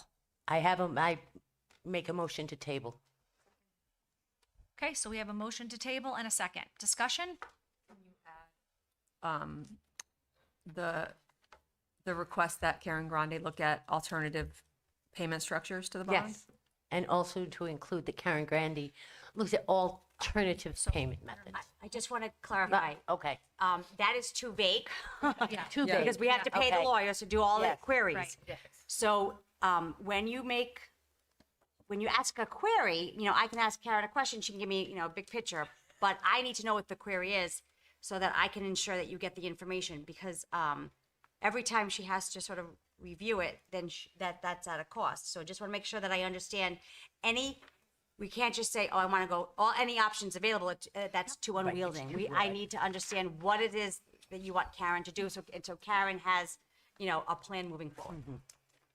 I would say 1/3 split for the first 10 years. Just, you should probably, I would say, again, not that, to table, to make that motion to table, and then you make guys can make another Right. motion to do Right. something, a request at the end for legal, for the agenda for the bond. Like, I really Right. would think, let's try to just keep it clean, yeah. Right. Okay. At the end, the school Right, committee 'cause you have request to- for right, 'cause agenda. you need a majority vote for legal questions. So at the end, when we do the legal questions, like when you do the future agenda items, if you want legal to review something, whether that's John or Karen, it's legal has to have a majority vote. This way we have the majority vote that everybody wants that reviewed.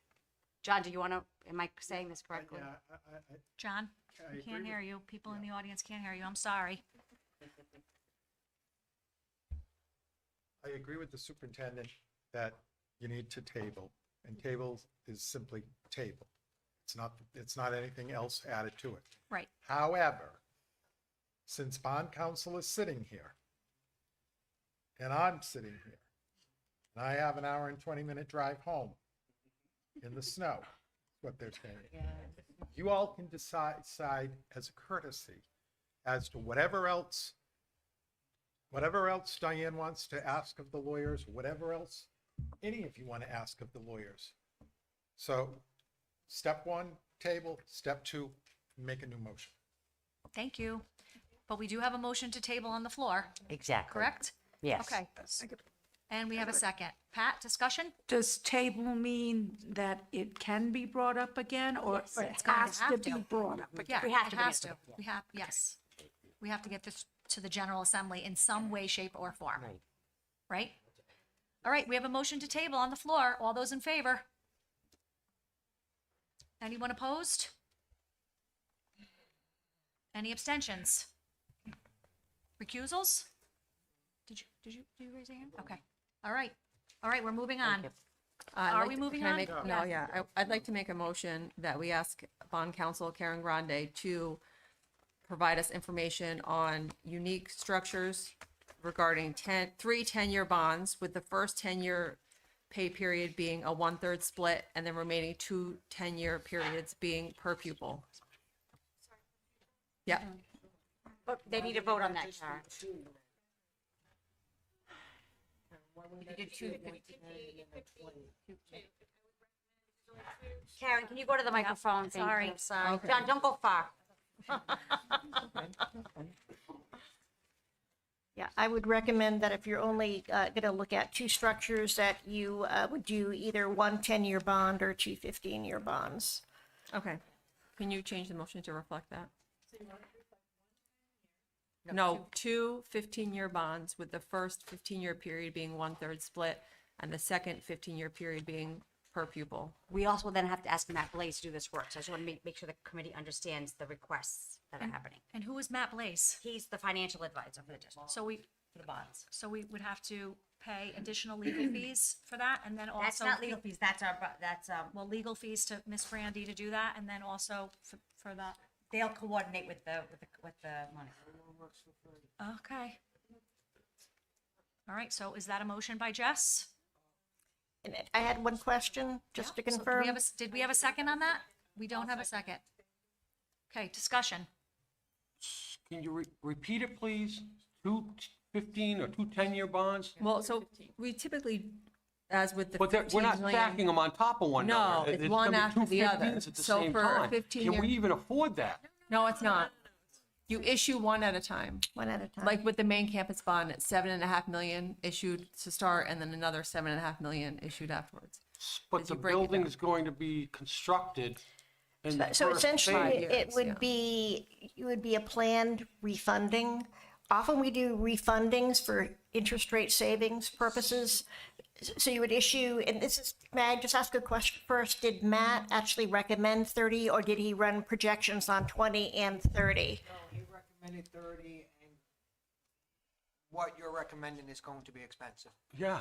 Correct. Okay, so what you normally see is issuance, in this case, of a 30-year bond. I know. You see a 30-year bond, and then if interest rates improved, you might see a refinancing of that 30-year bond somewhere after 10 years. We've to done achieve that it, before, right, so to achieve interest rate savings. This would be different. This would be a planned 10-year bond that wouldn't have any call option, would not have any redemption option. And then you would essentially refund that bond with another 10-year bond without a redemption option and with a different allocation of the debt service. Okay. And And again, I've never seen this done. Would the fluctuation in student enrollment kind of askew everything? It would change the reallocation of the debt service, yeah. I mean, the debt service for the first bond is what it's going to be based on interest rates at the time it's issued. The debt service on the second bond would be what it's going to be depending on what rates are at the time it's issued. But it's just that the allocation of the debt service on the first bond would be a third, and the allocation of the debt service on the second bond would be on a per pupil basis. Thank you. As our bond attorney, would you recommend this route? I, again, I think there's a reason I've never seen it done. How long have you been doing this? Almost 40 years. I'm almost as old as John. John and I are about the same age. All right, well, we have a motion and a second on the floor, Jess's motion.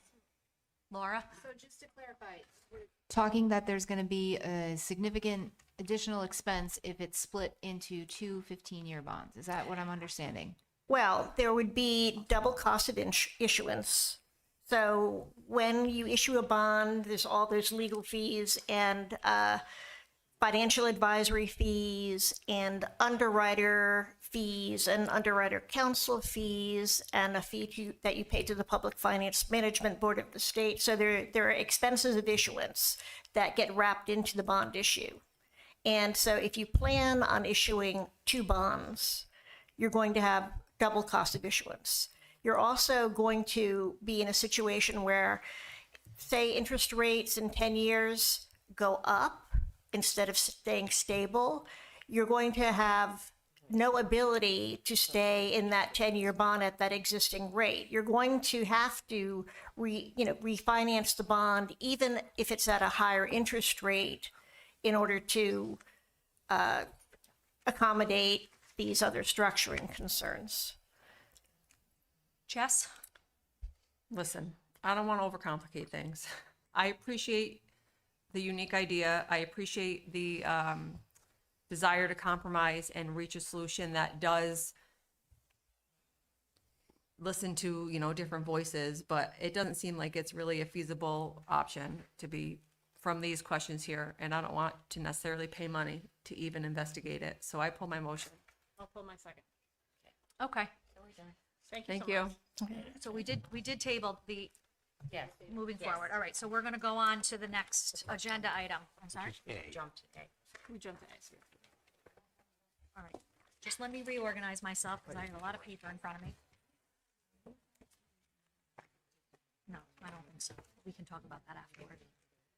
Okay, so we're going to, on business 8A, for discussion purposes only, draft of the superintendent evaluation rubric to be considered for school year 26-27. Gina, did you want to weigh in on this? Actually, I think John's gonna talk to the committee first, and then maybe you and I can both weigh in. Okay, sounds good.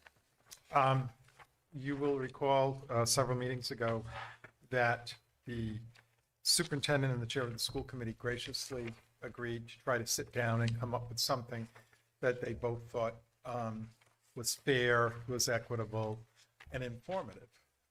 Because the purpose of an evaluation at the end of the day is to be informative both to the committee and to the person being evaluated. I'm very pleased to report to you that the superintendent and the chair worked together. They worked very hard. They worked through all their questions, and they came up with the evaluation tool that is being presented to you tonight. And I want to compliment them for, I was on one or two of the calls, but they did 99% of the work together, and that's a really good thing. The question then becomes, what do you want to do with it? A lot of work went into drafting it. It's my recommendation that the school committee go forward and use it. You guys didn't do a lot of work to have it put on a shelf. One of the concerns that has been raised is, okay, how do we do this?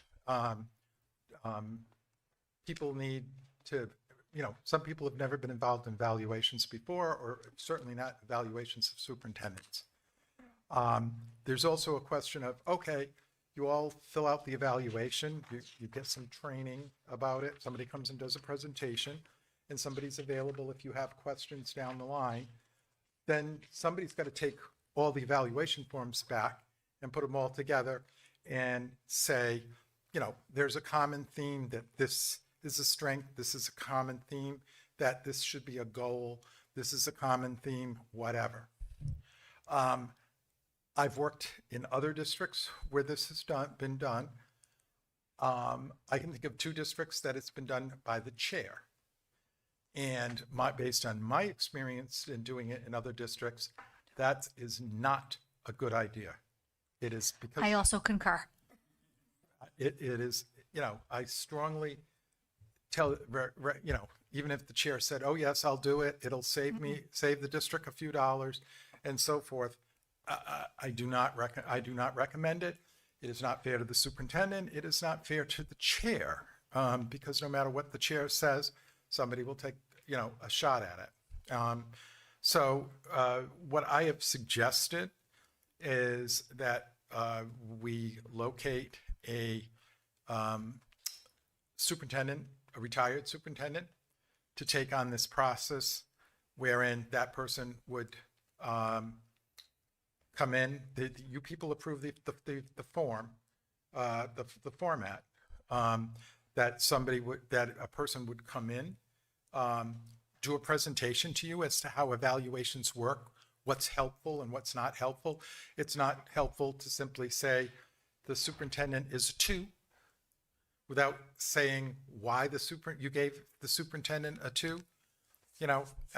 It's not helpful if somebody puts down the superintendent is a 4 on every single item. Nobody is that consistent in the world. And then then the members of the committee fill them out and then return them to this person, not return them to Angela, not return them to Louise, not return them to Gina, and by the way, not return them to me, because I'm going to tell you now, I'm not doing it either. I've never done it. That person then would go through and write a report based on it.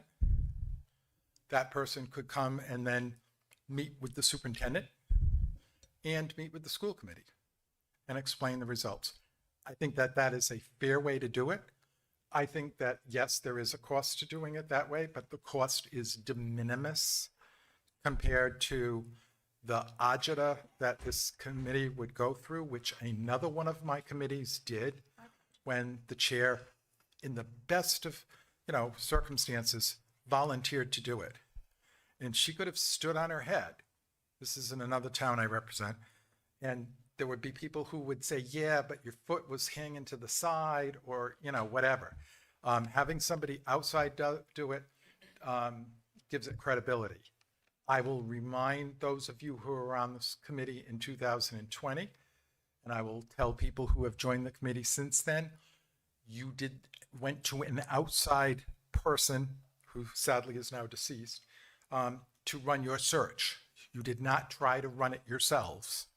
And that was a very good and fair system that was done. Nobody complained afterwards they were mistreated. Nobody complained afterwards that somebody was shoved down their throat. Everybody got a say, everybody talked it through, and it was a good process. So that's my recommendation in terms of, this is a good tool. I compliment Gina and Louise for working together on it, but the next step is to have it implemented. Does anybody have any questions for me? So I just wanted to, yes, Gina, yes, thank you. So, thank you for acknowledging that. I appreciate it. I'm sure the superintendent appreciates it. We put a lot of time into this exercise, and we came to an agreement on the draft. With that being said, and I'm sure that the school committee members will want to weigh in, but this agenda item says for discussion purposes only. So where do we go from here if there is discussion tonight that, we want to adopt it, make, I don't even know that we can adopt it because this is only for discussion Well, purposes. I'm gonna say two things. If you look at the very top of your agenda, It says that anything can be correct. your top of your agenda says a vote may be taken on any item on this agenda. So you can vote on it if you want to. So- You can also, Well, that's you're probably going to have a special meeting for another purpose in the next 2 weeks, correct? Say that one more time. You're going to have a special meeting in the next 2 weeks for another purpose. Are we? Yes. Okay. We discussed it in executive session. Okay. Okay. Okay. Yes. It was so long ago. So yeah, so long ago. That was An almost hour- 3 hours ago, John. About as long as it takes me to get home. What we can do is this, people can talk it out, and then if they can, I'll get a feeling from where you're going.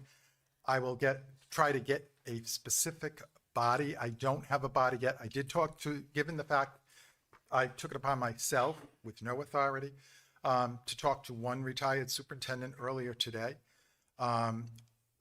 Those conversations, his question was, well, send me what you've got for an evaluation tool. And I'll be honest with you, with other things going on today, I didn't get to send him to it. So I can't give you a name anyway as to who I'm recommending. So my suggestion is talk through your concerns tonight, and then we'll vote on it at that special meeting. Okay. Gina, did you want to weigh in before we go to the members? Yes, so I think when the chair and I discussed the agenda item, we set for discussion because we didn't want you to feel pushed to make any decisions. But I do agree with the chair that obviously we're both open to conversations around how you want to do it. I appreciate John's feedback. I agree, I have been involved in this at both the school committee side of the house and the superintendent side of the house. And the best way is to be as neutral as possible, is to make sure everyone has training of the tool, and to make sure that everyone's comfortable with the tool. I've offered the chair suggestions that I'm happy to offer to the committee, where I would then, typically you have approved my goals in October of every year. And then what I would do for this year as a sort of a pilot review, I would align my goals and my progress to those goals to the rubric as a self-reflection. That's what we ask our admins and teachers to do as part of their evaluation. So it's to remember Champlin's point back when we first started this conversation. I am the only member of the Charahoe Regional School District that is evaluated every year, and I think it's good to do it. I am a very big proponent of feedback, as my administrators and teachers will know. We just recalibrated the entire district last summer because we're getting ready for a new strategic plan. So feedback is probably, and if I'm going to put my little educator hat on, John Hattie's research, visible learning, it is the cheapest way, but the best yield of results to be able to improve district and teaching and instruction for students. So the more thoughtful the feedback, the more robust that we can adapt. And I think an example would be myself and the chair working together. I think most of you have noticed that just like I'm a teacher in the classroom and Louise is in the business world, you work with clients and you work with individuals. And while you don't have to agree on everything, you learn how to collaborate and communicate in a way that's respectful and responsible for the serving the same purpose as Charahoe. So I want to say thank you to the chair because I think we were very much aligned. Oftentimes it was really making sure the edge-of-speak became clear. And I think when I have a clarity around what helps the community understand, then I think you saw a budget presentation that we were very proud of. And again, with the collaboration of the chair, I'm able to ensure that anyone in the community, regardless of political alignment or partisanship, understands what we're trying to say in the best interest of students. So I want to thank the chair, I want to thank John, and thank all of you for allowing us the opportunity, because I do think this is a very good tool. It's based on high quality research. It's based on national models and international models.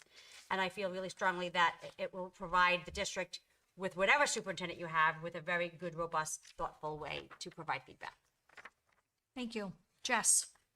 Thank you both for working together on this.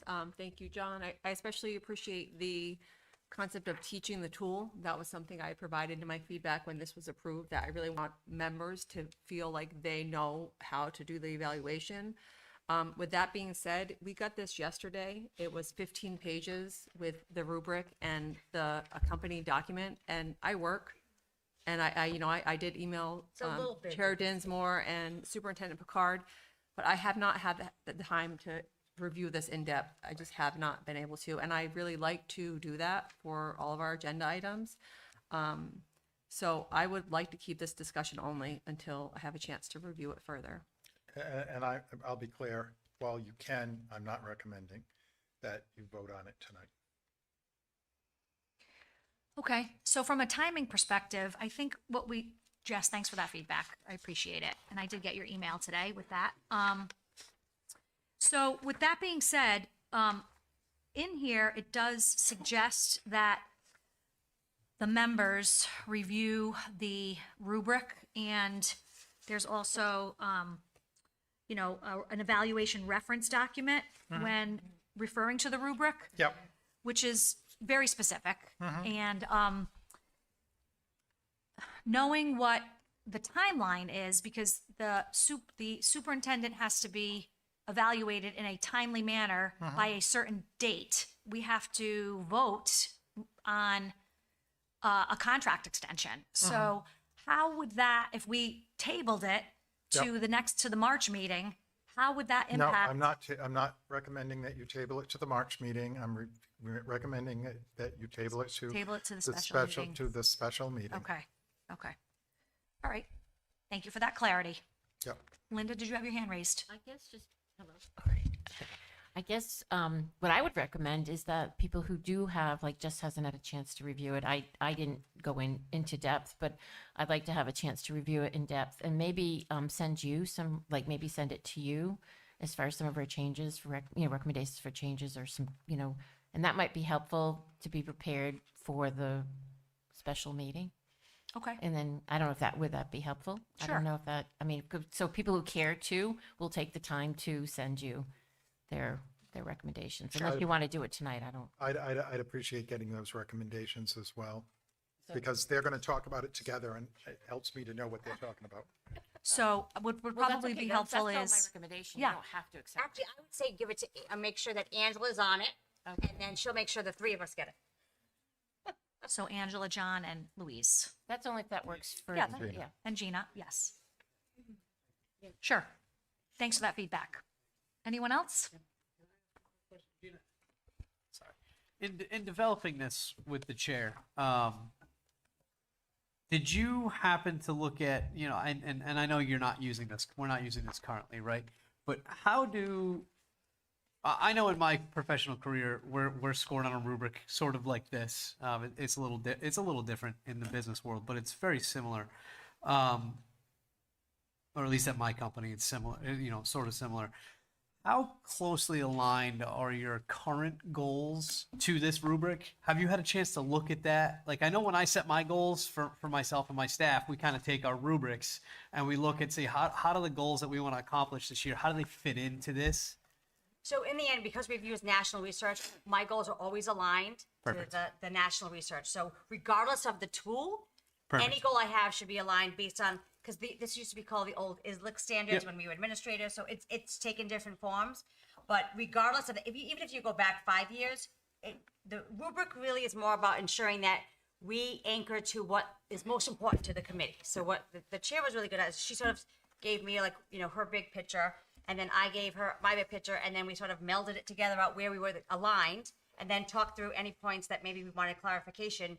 But overall, when you use national research, it's definitely going to be aligned to any superintendent. Excellent. Thank you. Thank you. Okay, Thank you. so John. do we have a motion on the table? I don't to table- think we need table one. this? You don't have to. I don't think we need Just one. Getting late. All right, so now we can go to C. If you're good. So this is the discussion and the approval of the Stage 1 application to RIDE. Just for clarity for the purpose, the Stage 1 application is to reset our spot in line, if you will. It's like holding your spot in line. When someone says, oh, I'm going to be right back, but I want to hold my spot. So that's really what we're doing. But here's the major changes for those that didn't have time to read 1,000 pages. We had to update the letters of interest, and I can send this to the school committee. I'm just reading it for the public.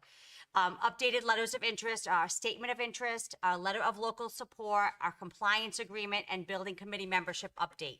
We just make sure that RIDE has everything in a queue with the updated dates. Our demographic report is is being updated by NESDEC. We, as you all know, we work on the enrollment. That NESDEC study was told to us by RIDE that what NESDEC provides at a much smaller cost than when we did the Gibbons report back in 2020 would constitute all of what we need, because remember, in order to do your unified school, every year you have to get an updated enrollment report. So those of us that are concerned about enrollment, you will have it.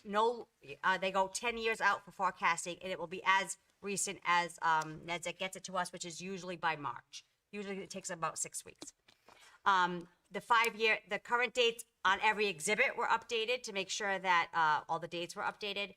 Our necessity for school construction schedule, and again, necessity for school construction, we use that term because most districts use the term building committee, but the Charahoe Act has a very specific requirement for building committee. So that's just to make sure that we have the correct people on. If any changes were made, we have to make sure the right people are on the right spot. The 5-year capital planning opportunities, that's our responsibility to the state law. The district asset reports, maintenance updates, the operating budget, any updates that we know up till date, our recent communication with Rhode Island Energy about any rebates we could be possibly getting, along with the current narratives of where we are in the process. So in the end, there's not major changes, mostly about dates and making sure it's current to where we are right in this moment. Kind of like when we get ready to the budget discussion. The budget is as good as it was when we gave it to you, and it changes every day. So, but I'm seeking recommendation that we resubmit the Stage 1 application to RIDE to keep our spot in the queue so we can approve the application for Stage 2 in September 15th. Okay, we have a motion and a second. Any discussion on this among the members? I'm just checking. This is going to be submitted by February 15th. Correct. Okay, It's already in the portal. You just have to, yeah. great. And just a clarifying question for the superintendent. So this doesn't mean that we have to pay additional fees to SLAM or Colliers, No, both correct? Slam and Colliers have done this without cost. Okay. Anyone else? Okay, we have a motion on the table. All in favor? That's unanimous. Great. Okay, moving forward. So budget workshop, I sent a memo to the school committee. I want to say it's 4:00 this afternoon. I also posted the updates to the public on our website. If you go to the website, you will see the documents. I want to thank, Mr. Kona, who offered that as feedback for us, and I actually gave it to the town managers as well. I think it was a great feedback for me to be able to not just make sure that the school committee gets it. I always make sure the school committee gets it first. Thank you. And then once I gave you the update on Friday, I then attached that update to our town managers as well as our elected officials and the town council presidents so that we can work from the same document. As many of you know, the one-page summary, typically called the one-pager by those, not beloved by me, but by many, that page, just to review, is a compilation of requests of elected officials throughout several years. And it is not a document that I'm fond of because it provides confusion, as many of you know. And the confusion comes in because we're working from numbers that aren't absolute numbers. So a couple of clarifications. One, when we have a preliminary budget, which is is my recommendation. So at the January 12th meeting, I believe, when I presented the budget, I gave you the best information that we knew at the time. And if you remember, it was the same night that the governor was proposing his budget. So we had old numbers of state aid. Within 3 days, we received the governor's budget financials, and then we updated that number for the budget, for the omnibus. After omnibus, you had a budget workshop where we presented, there were members that requested that we look at the adjusted budget, and if we had taken the adjusted budget, what would that look like? Lynn Gouvin gave it a great presentation of what that would do. So that document, it's basically a workshop document for the school committee, and they've used it with elected officials to be able to workshop interest. The omnibus meeting is not a Charahoe Act requirement. It is a state requirement. All cities and towns in Rhode Island must have a meeting. We call it the omnibus because it's multiple towns. So every town has to do that, which is why you can't add to the agenda item because it's not about the Charahoe Act, it's a state law. So that's why you would have to do something separate. Thanks for that So just for clarification, and I have no problem reminding because again, in education, we say redundancy is fluency because this only happens once a year. But I think the more that we can get on the same page, the more that the budget makes sense and that we sort of demystify what has been mystical and because it shouldn't be. And I think the one-pager summary that was previously done, and again, with all the best efforts, but it's man-made. It is not in our financial system. So that Excel document is man-made. It was created by Mr. Stanley, who then passed on. Sue Rogers has it, and then she had to update formulas based on new codes. And then Mr. Draper comes in. He has to update numbers based on requests. And when you have anyone that uses a computer, you get that one time, thing gets corrupted. The numbers are as good as what's in the Excel spreadsheet. That's man-made. So it's not a great way, although I'm very proud of all the audits in our finance team. We've been doing our best to keep things accurate, and they are. But when members are, when I can't control how other towns utilize our information, what I can tell you is that the state law requires the towns to give maintenance of effort. Because we have a budget vote, the Charahoe Act is very specific. They are voting on a proposed budget. That is not a final number. Because the General Assembly, as you heard Mr. Anderson say, has the control over the governor's budget. And they're going to wheel and deal for the next few months. So as of today, until you make any changes, or if you make any changes, the numbers in the document you have are accurate, which is with their state aid, I believe it was 4.99% in increase. That's my recommended right now. While I understand 4.99 is a difficult pill to swallow, I've also shared with you the things that have already been cut. We are down. I have had to cut 9 certified educators before we walk through the door. And I want to say 5. It's in the. I don't want to misspeak, but it's in my notes. And those are already going to provide some changes.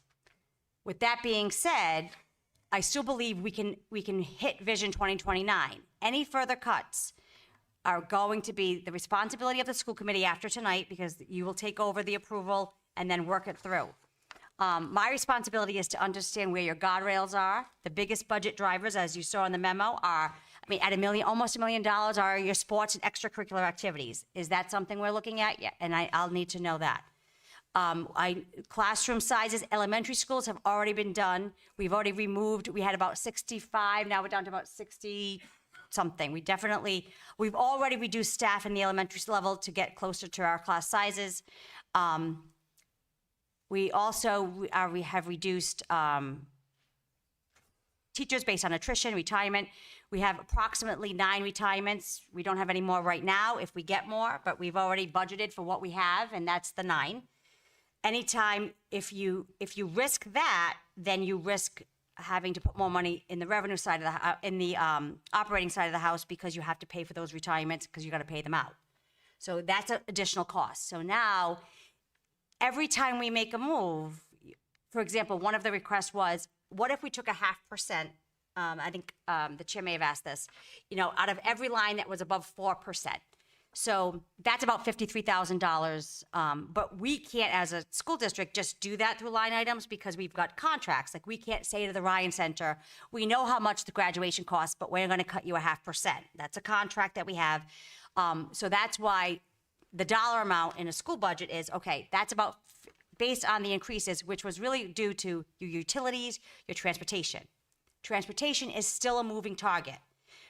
Our audit that you approved back in November, December is due to us this month. So every other district that has signed up has saved at least 1 bus. So there's still potential savings coming. We know that our representatives and our senators are going to be fighting. I'll be down at the State House tomorrow again. I've been there twice a week to ensure that I am advocating for the needs. But as it'll get more interesting.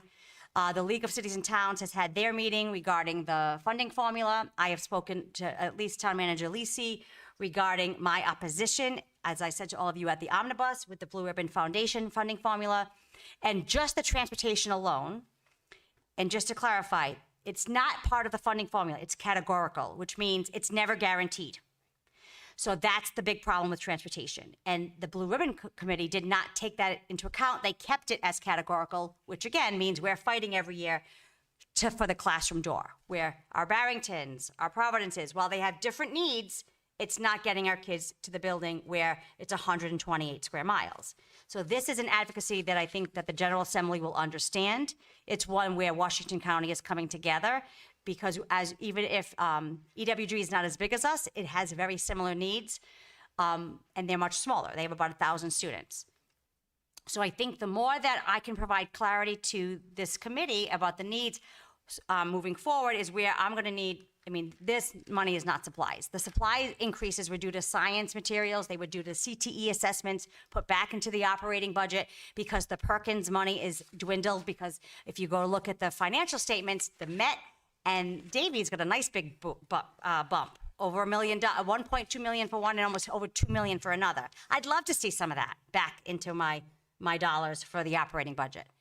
I'm going to be pushing the General Assembly that the CTE, School Building Authority, 5% is out there, but it's for high school. So when RIDE says CTE for all, what it is CTE for high school. And I'm going to push them to think differently about CTE for all, that I do believe our unified project should be able to get an additional 5%, because we're looking at exploring opportunities like we did. And we have real examples for our agriculture program, which Esri Acton and Susie Scanapieko went to Charlestown Town Council to talk about one way that the budget in the state is not funding not just schools, but also municipalities with the composting.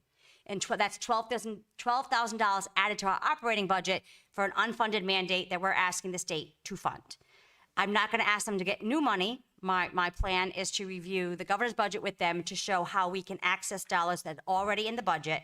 An example is that, while I can appreciate the Learn 365, and I think it's well intended, every other superintendent that's not regional is going to help their towns do one grant for mathematics. And then while I think people think we have a large office, I can tell you that your superintendent does a lot more than most superintendents, probably 99% of them. Because for example, just the 2 administrative assistants, I have 1 administrative assistant that is the school committee clerk that handles all school committee business as well as all superintendent business.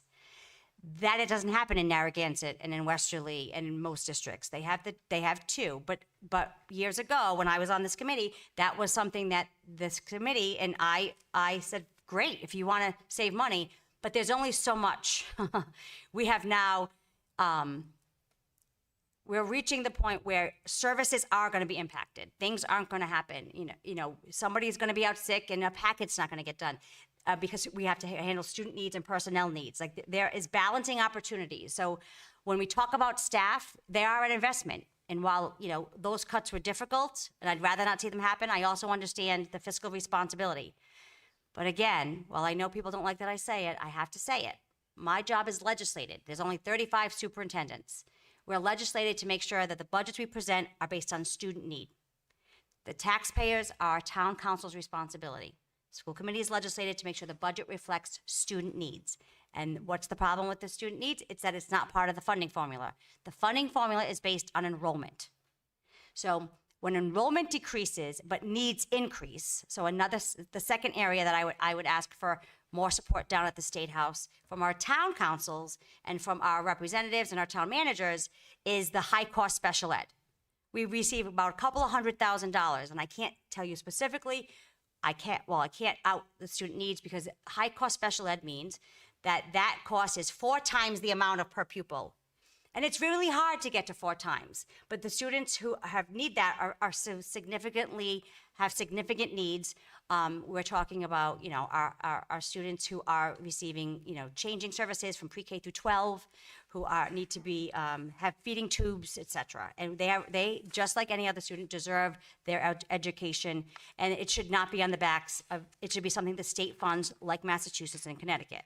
So if we could just focus on those 2 things at the State House, and ensure that we are advocating against the Blue Ribbon Commission's funding formula, I think we'll be well set, especially as we all recognize that the local side of the House needs assistance. You know, I understand Hopkinton and Richmond are working very diligently about their economic development.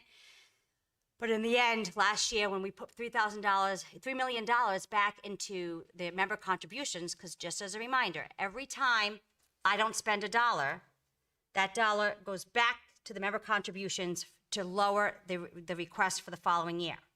It can't go back to the towns because it's state aid. So when the voters approve that number, it's preliminary. If you go to the Charo Act, it says proposed. So there's actually been 3 years in a row where we got more state aid. And there have been people that didn't want to give us, you know, when Ned sent out the new bill, we had some pushback and we had to call town solicitors to say, the state aid is the state aid. You can't keep it because the voters voted on a number. The voters don't vote on a number. That's why it says yes and no. That's why the number is not included, because it's a proposed budget, because the General Assembly votes on that in June. And that's every city and town. You're no different, because every city and town is working off preliminary numbers, maintenance of effort numbers, and their current state aid. But what I can say to you, it's like a car. When you buy a new car, you drive it off the lot, it's now depreciated. The minute you get that budget book, it's old. And I do not have the staff to rerun 10 pages over and over and over again for these changes. It's just not feasible. We have a KeyNet system that we purchased, that you all purchased about, 6 years ago? But I think when I first got here because of efficiencies, and now we have reports that are much cleaner that we should be using. The budget book has served its purpose, but it was originally created before UCOA codes, and people tried to make an old way fit into the UCOA codes. But the UCOA codes basically is the way that the state tracks dollars. It's to ensure that every dollar that we track gets into the right bucket so that every school and district can compare apples to apples. Those financial dashboards exist online. I can have Santiago come back if there's specific questions you have. We can do a budget workshop where we have a special meeting and he can come back and answer all the kinds of questions for the financial dashboard if that's something the committee wants. But there's a lot of information at your fingertips. Line item by line item, I think you all have seen, it is not a great way to cut the budget. I would recommend, what I'm going to tell you is any additional cuts absolutely will be services to students in some shape, way, or form, whether that's their teacher or a support staff member, as well as any services to kids regarding how we run athletics. So I'll need guardrails, but tonight, you don't have to make any decisions. It's just that all you need to do is then you will be approving the budget to take over for school committee to begin thinking about how they want to move forward with this budget. Okay, thank you for that high-level overview and getting into the weeds as well. So thank you. Jess? Okay, so I thought I liked the one pager. I said that at the budget workshop. I like that we have an overview. I've heard you tell us like 10 times how much you hate the one pager, but there's no alternative yet. There is, Mr. President has it. I don't have it. Right. The school committee doesn't have it. You And do. You actually have it in the budget. It's basically this, it's the screenshot of what the FY '26 is. So in your budget updates, if you don't mind, if we can go to This that. here? Hold on. I can't see that far away, Jess. I'm sorry. It was the last page of the update, or second to last page. Correct. So actually, that's not, all you have to do, and this is what I had said to the town manager in Richmond, Erin Lacey, because she had asked me the same question. If you go into the budget presentation, slide 11, that slide is the overview, the 5.15%. That was what we knew back at the last budget workshop, February 3rd. So that is what you need. You need to know what your maintenance of effort was for your town, what the state aid is, and it's compiled together. So now Hopkinton's percentages are much lower because of the more state aid. Right. So all of the other information, like your debt service and everything like that, that's always part of your budget, but we're putting things on a one pager and people are utilizing it for purposes it wasn't intended for. And that's where the confusion lies. And I've been doing this now for 6 years, and I have yet to see anyone get clarity. So in the essence of using my teacher hat, I'm changing, if you like that one pager, then I would, you can create that one pager because it's an Excel. It just, anybody can do it. You just take the PDF and then export it. But that one pager doesn't accurately reflect our school budget. It's basically trying to do a municipal budget 3 different times, and it's providing information that is providing a lack of clarity, and it provides confusion. So it doesn't serve the purpose that I think. I would love to know why you like it, because if you want certain information, I can give you the information, but the people are looking at that and are taking numbers and saying, oh, this number is not accurate. And it's because it's a workshop document of requests, not because it should be utilized. The big picture overview is the overall school budget request. So now, the budget workshop on February 3rd, it was 5.15. Today, it's 4.99, based on the updates. That's what you all need to know. And then we want to know how it impacts the town that you serve, which I understand, because they want to know that too. And it's the maintenance of effort. So if you look at that chart, may I see that? Yes. Thank you. So if you look at this chart, and it's online for those that need to see it, and I gave it to all the town managers today, and needed the school committee to have it first. They received it on Friday. It would say, so if you look at Charlestown as an example, it says before state aid, after state aid is what we've been looking at, because but remember, you have no control over state aid. That's why we do both, because people like to see it. But after state aid, if you're Charlestown, with the FY '26 maintenance of effort, it was $12,445,497. That was a difference in FY preliminary draft of additional $624,633. That's the difference between what we're asking for from the town based on their maintenance of effort.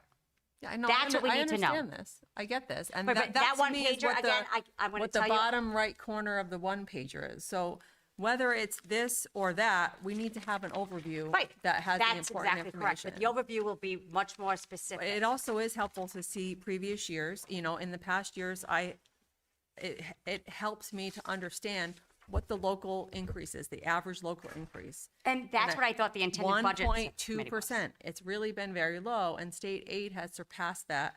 And state aid has been carrying us along. So I do think there are important lessons in that one pager. And I think it is, is this from your financial systems? You keep talking about the financial systems. I don't know what that is. It's KeyNet, so it's basically reports that we pull. Yeah. So in the end. So I want to know what is the most helpful, and I want to see it. So I can understand that. I think that would be helpful instead of just saying this is wrong, everything we do is bad. It would help to know what is It's good. slide 11 is what the information that, now, every other information, it's not that you don't need it, but it's the format. That document is created for it's all of the other information, and people are utilizing the information, and I know they are because, and since Mr. Rosso's here, last night's Hopkins Town Council meeting, words like mistake, error, which is just not accurate because they're utilizing a budget workshop tool for purposes that it's not intended for, because obviously I get that. School committee has a responsibility to ask questions. Every one of you should be able to ask us to put something together. But then that document is being utilized and now has I would has think a that lack a of clarity. town has a bill or an invoice. They What don't I'm need to saying is, refer to the now I have a document. town manager One who at a said time. something at a town council meeting that is not accurate based off the document. It makes it look like we don't have accurate information, which is not okay. Because now, as your superintendent, I need to ensure that accurate information is clearly articulated. And if that document provides our town councils and our town managers with a lack of clarity, and they need the most clarity because we're on the same team, I can't advise that you use that sheet anymore. I think that is problematic. What I will recommend is that the budget subcommittee come together to ensure you understand the reports that are, Wait a minute. that you Let the understand the superintendent reports that are finish. I'll available. recognize Brian. So the budget subcommittee, and I would say, don't wait, start meeting now and talking through this with Mr. Zennian while we're in a process, because that's really what I thought the budget subcommittee was going to do. I didn't receive any guidance. Yeah, there is no feedback on. So I It's a can school committee- appreciate, listen, that's a, you guys created that budget subcommittee. Right, and so the original purpose of the budget subcommittee was to look at, not necessarily. Nobody has ever mentioned doing away with this one pager. Like, this is the first time this year. Had we known, absolutely, like, clearly there's an issue with it and we need to address it. Do it. right, but we can't read minds. We were Well, going pretty upon good. what we thought would be helpful, and we didn't ever hear that. The one pager should be gone. No, and I think in fairness, Mr. Zennian, he's only been doing this for a year, and he wanted to make, and I think if you ask Mr. Zennian, he will also tell you that, you know, while he was absolutely not ready for us to remove it as well, he sees now what's happening across the towns, and it's providing it's providing confusion. And there's a lack of finality to that bottom right-hand corner, as we've discussed over previous meetings. There's more math that needs to be done to find out your local increase, and that's not something that the school district can do without knowing the town budget and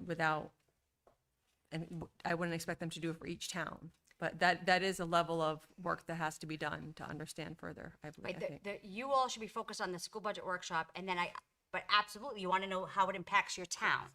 But that's their internal system. My responsibility, clearly, like I said, I was called last night to get on and watch the YouTube because they said, you know, oh, you're going to want to hear this, is they're saying there's mistakes, errors. So I watched it. I had the team watch it this afternoon so that they had a clarity so that we could share with you when our towns are going to be confused, then it confuses community members who are only going to town councils, may not come to our meetings or listen, but we want them on our team. Yeah. So if we're not clear and that document is leading to some lack of clarity, then I have a responsibility to you to ensure that we sort of realign, to make sure that we're all talking, and I'll take from the chair, singing from the same songbook. Mr. Rosso, would you like So- to weigh in on this? Yeah, absolutely. please? Couple things. I wasn't going to talk about the cover sheet, but since it's a big topic right now, I figure I'll have my 2 cents. So the summary sheet, in any sort of budget that I've done in my professional career, there's always a summary, right? I mean, this budget is gigantic. You're talking, you know, thousands and thousands of line items. So for the average person to digest that is impossible. So that's where a summary sheet comes into play. On a high level, I think it's easy for the residents, taxpayers, school committee members, you know, everybody to digest. That being said, the reason I did get asked to come here and to speak tonight was due to some analysis that I had done. And to be clear, you know, I wasn't trying to cause problems. I wasn't trying to portray that Charahoe or anyone was misrepresenting numbers. What I did find was that summary sheet. When I was looking at it on the omnibus meeting, I was sitting with the council members. I've done this for 12 years now between my finance role and my town manager role. And every year for 12 years, I've done the same analysis. I come into the omnibus meeting, I do a quick year over year analysis. Okay, this is what we're going up after state aid, right? 2 seconds. I talked to the council members about it. I said, you know, this is palatable. You know, it's $383,000. I said that, you know, maybe if the school committee works, you know, on some cuts, you know, we'll be closer to 300. That's doable. Meanwhile, in the town side, on a side note, you know, we're facing all sorts of salary increases, as everybody is, because unions are fed up with getting 1-2%. So we have that coming down the pike this year. So we're looking at the budget, leaving the omnibus meeting feeling, pretty comfortable. Not great, but I'd say this is doable. I get back and start doing my budget. I plug the numbers in, and I'm seeing a $725,000 increase. So I'm panicking. I'm like, what did I do? Did I not put the right number in last year? Do we have a $350,000 deficit because of a mistake I made? So I start doing some due diligence. I called my finance director, town clerk. I said, well, what did the voters approve last year? They pulled the numbers. They said, oh, and I'm like, okay, that ties up to our budget. Why am I showing a $725,000 increase? But the omnibus meeting presentation is showing, a $383,000 increase. So I'm kind of just trying to figure this out. I called Greg. I said, what is this number? What it came down to was in the cover sheet, the prior year budget was not reflective of what the towns put into their budget. It wasn't reflective of what the voters approved, right? Agreed. I understand this now, and I understand what you're saying. I'm just trying to give some clarity here as to how we got here.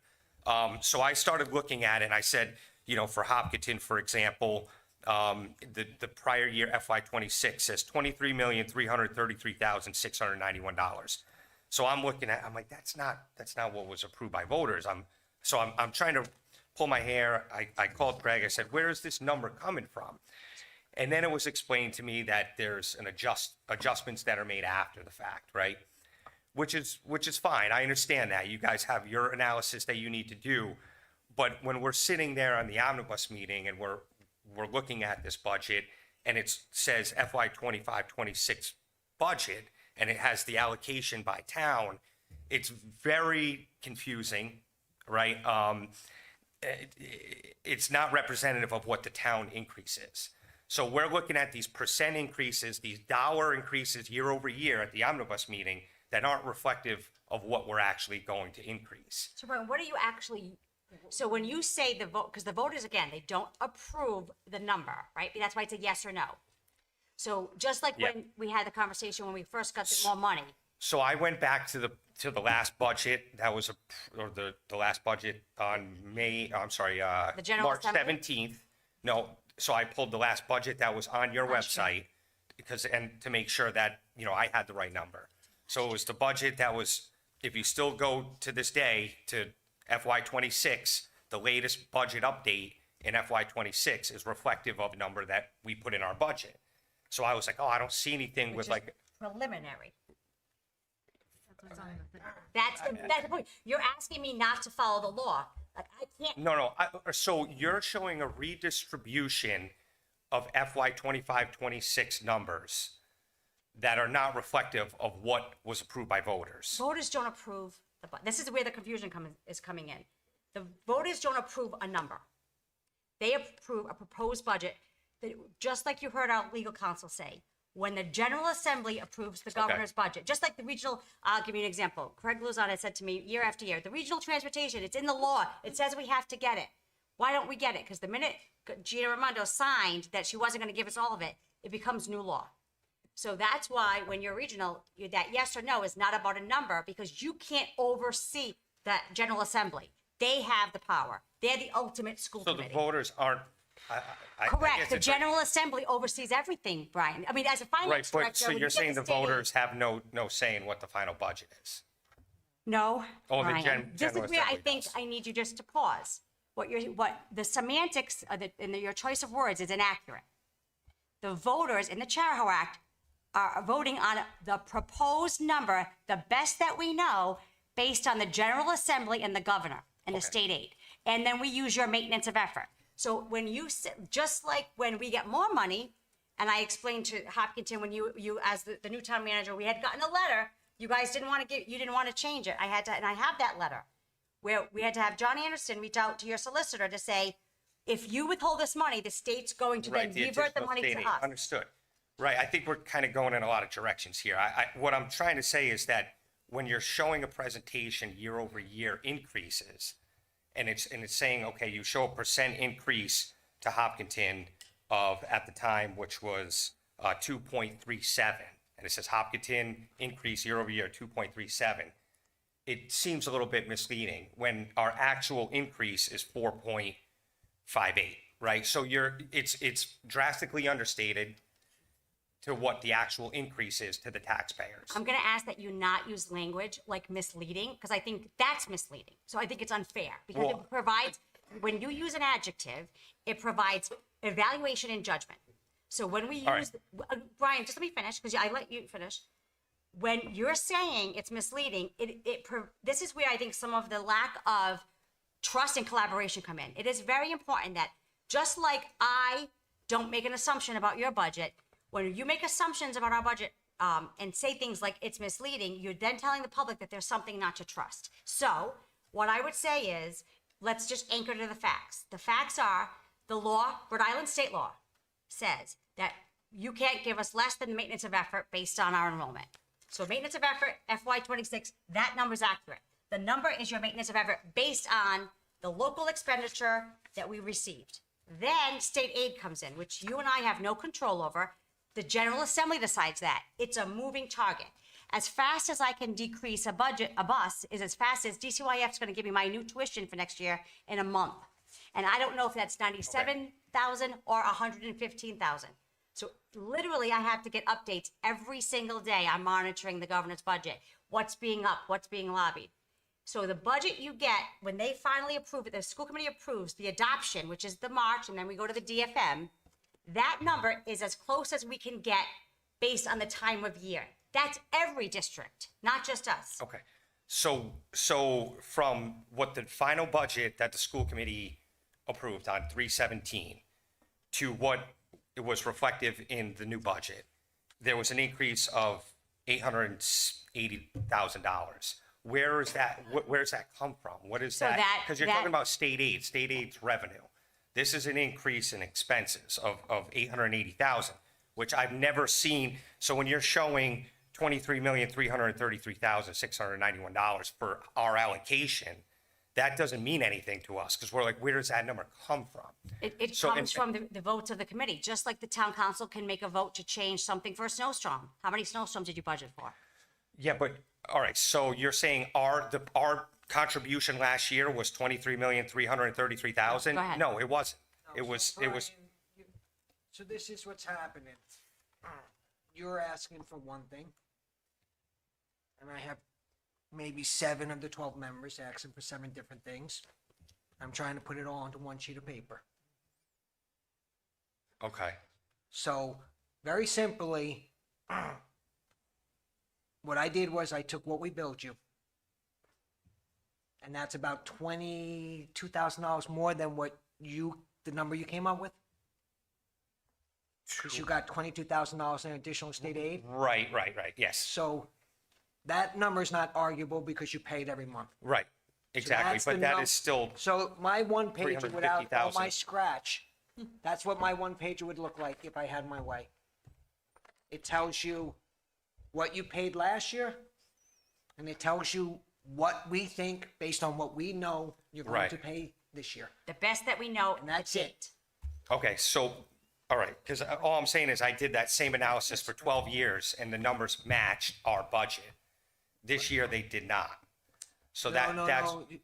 Chris, are you So talking you- about when you- we put the actual in? Yes, if So- you go back so historically and in the look at 12 all the years, prior summary right. sheets from the omnibus meeting, year over year, the prior year budget will reflect what was in our budget, which was approved. You had a school committee close a school and then spend over $700,000 in money that was not originally put into their budget. Okay. And then they asked to see it. So we put in a whole extra column. They We wanted the made it adjusted. gray. They wanted their adjusted. Okay. You took that adjusted and 2 thought, world language teachers. you thought that adjusted was based on the conversation we had, so I may be wrong, but based on the conversation we had, you thought that adjusted then became what you thought you were budgeting off of.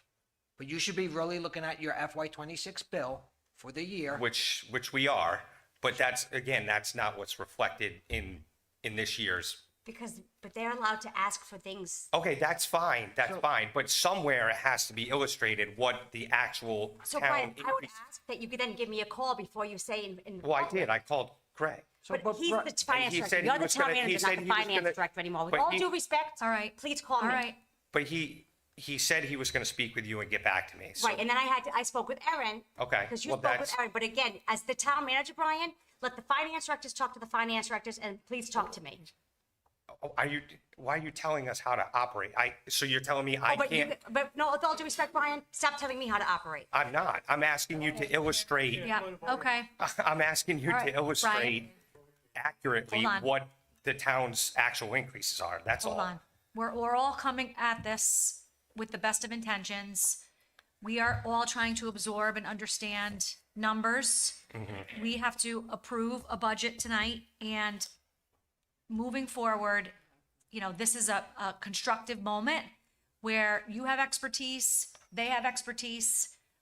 I think what the superintendent is saying is moving forward, let's try to work together before we make these kinds of declarations in public meetings. So Okay, we can, so so we I- can collaborate moving forward. And I appreciate your skill set. And I We did. I appreciate their reached out skill to set. Greg. Okay. Thank That you. was my first call Thank when you. I found this. Said he was gonna go meet with Gina and get back to me. That's the last I heard of it. Well, that's not So- exactly what the conversation said, according to Mr. Zenyan. All right. So obviously, we're all trying to work together and collaborate because we all need to be able to understand the numbers. And then when people come to us as school committee members and then as town council members, we need to be able to understand what we're approving and be able to ask Exactly. thoughtful questions. Absolutely. And that's my point, is that they just need to know, you know, I'm not here to persuade anybody's vote or, you know, slight anyone. I'm just saying it needs to be reflective of what the actual numbers are, Okay. what our actual increase was. Okay. And in my opinion, that's not what we're looking at.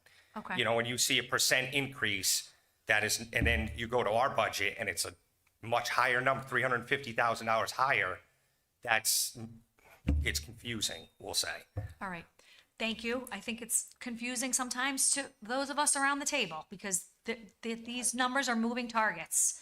As Gina said, state aid changes, there are students coming in and out of district, that changes. We've got DCYF, transportation issues. So, but I appreciate your feedback, and I think we all do around the table. And, you know, I want to thank, you know, Greg and his team because they work around the clock and making sure that we can sort of understand and digest these numbers. So with that being said, we have to potentially approve this fiscal year 27 budget tonight. Well, you approve it, and then it was adopted. Yes, that's officially the word of the Charahoe Act. Go ahead, Tyler. Okay, so wait a minute. It says budget workshop and vote on school committee approval of the fiscal year 27 budget. Don't leave, Tyler. I was trying to say something. Yeah, no, it's okay. Go ahead, Tyler. No, I'm good. Thank you all. It's been a pleasure working with you. Okay. All right, I don't know where to go from here. So, if somebody can tell, I'm sorry? No, we still have district business, but thank you for your input. We still have district business. So I think with, you know, Brian's comments and then with Gina's comments, I think the committee, and I'm gonna speak for myself, I appreciate these numbers. I need to understand what the overall budget increase number is, and then what is the impact on all three towns? Can we start there, potentially? Yes, so the overall, with state aid, there's two charts. One that shows you with state aid, the preliminary state aid, and one that shows you without state aid, just local contributions. Okay, so that is what we received today. Nope, you guys got it Friday, but then we updated the numbers. Like you had the numbers, and we added the tables for everybody today. Okay. So is this the updated numbers? Yes. Yes. Those are what we know as of today. So should I read these It's out online loud? for anyone, you can read it online if you want, but it's online for everyone that needs to see. So this says preliminary draft overall budget increase before state aid based on superintendent recommendations, 4.75%. Charlestown is a 4.05% increase. Mr. Zenyan, correct me if I'm wrong, Richmond, 4.11%, Hopkinton, 5.8%. After state aid is an overall increase of 4.99%. Charlestown would be 5.02%, Richmond, 7.82%, Hopkinton, 2.11%. So you can see how state aid It came down, but it's impacts, still. impacts the numbers. All right. So where do we go from here? So the School committee? approval is not that you're approving the budget. So there's two words in the Charter Act. One is the adoption. The adoption is in what happens after the district financial meeting. You're just approving to move forward to begin your process of this, taking over the budget. It becomes our budget. Yes. Yep, that's it. And I understand that, so. So you don't have to make any I just- decisions tonight because you're still workshopping. Correct. Okay. So our question last week was, well, my question was, the 10-page budget, the 0.5% reduction on any line item that didn't include salary or benefits. And Gina, believe me, I understand you need to pay the Ryan Center a certain amount of money. Like, I get that. So we ran it, and so we put it into Excel, and anything that was 4% or higher, and then we deducted a 0.005%, It's about Yes. 53,000. and it was $53,000. Okay. It's in there. Okay. So we gave it to you Friday, but then actually, no, the $53,000 number, we did it, that one was new for you today because we still had to run all that. But, we added it to your updates, so it's about $53,000 that you would want, if you want to cut it. That's what the percentages would be. Okay. Any other input from the committee? Laura? I just have a question. So are we, when changes get made to, because I remember when Lynn got up and spoke at the last meeting, she said, I brought up the thing about the art teacher and, Yes. and the music teacher for Hope Valley. And she said that it was, that basically the spreadsheet was not correct, but it was correct in your guys' system. Right, the KeyNet, So, yes. yes. So how do we can the committee request the corrected version, I guess, is what I'm asking. Like, if there's something like that where it's just a misallocation of a code, are we able That's to where- request a So we did meet with KeyNet on Monday okay, to see if and they are going to meet with us to train us on how to produce our reports through KeyNet. okay, But they're gonna build up the documents. So we wouldn't, because right now what we're doing is we're taking KeyNet and then we are building a whole separate Excel worksheet document to present to you. And then the minute you change one thing, we have to go into KeyNet and fix it. But at some point, we don't fix this 10-pager or 56-pager anymore. So so for example, I mean, it serves a purpose. You see it, you get, it's also some, if, like, for example, if we switch numbers and you point that out, then we just switch it back. But some of the mistakes you found are like, we had our PD and our salary just reversed, but the end line is still the same. So when that's where I'm looking more at the end line first, the code numbers will work themselves out as we budget throughout the year. Right, so when you go to the audit in our financial system, it's accurate. So this is what's happening is, we're asking people to do double the work. So when when we're converting from our KeyNet system, and again, we're all doing a million jobs. So I think that's where we're doing our best. But when people say that we have, maybe people to cut, I can't keep running Excel spreadsheets without staff. And Mr. Zenyan is more than just the finance director. Again, that was a decision that the committee made years ago. He's not, typically you'd have a business officer who just does finance. That's not what we do. Like, now Kingston hired a CFO who just does the budget. That is a big, and then you have him doing all of the building committee, all of the administration work, all of the food services, all of the transportation. This is where we want to give you everything, but I'm going to say, if you want the filet, you got to give me the money for the filet, but I got money for a slider, and I can only do so much. And I'm doing the best, and I think we're doing a pretty good job. But there comes a time where even we have to say, time out, we don't have the bandwidth. So, go ahead, Jess. So, I just want to start with, I appreciate what we've done already in this budget with increasing the preschool rates, the oil spill rebate, that was $20,000. The transportation increase, smoothing that increase out. Our policy, managing the annual school district budget policy, you know, it says that the school committee collaborates with the superintendent to develop the annual operating budget, review budget expenditures on a regular basis, and works with the superintendent to resolve any adjustments needed to maintain a high-quality educational program and a balanced budget. I think that we have been doing that. You know, the update you sent, those pages of questions, I think most of them were mine. So I feel like I'm doing my due diligence.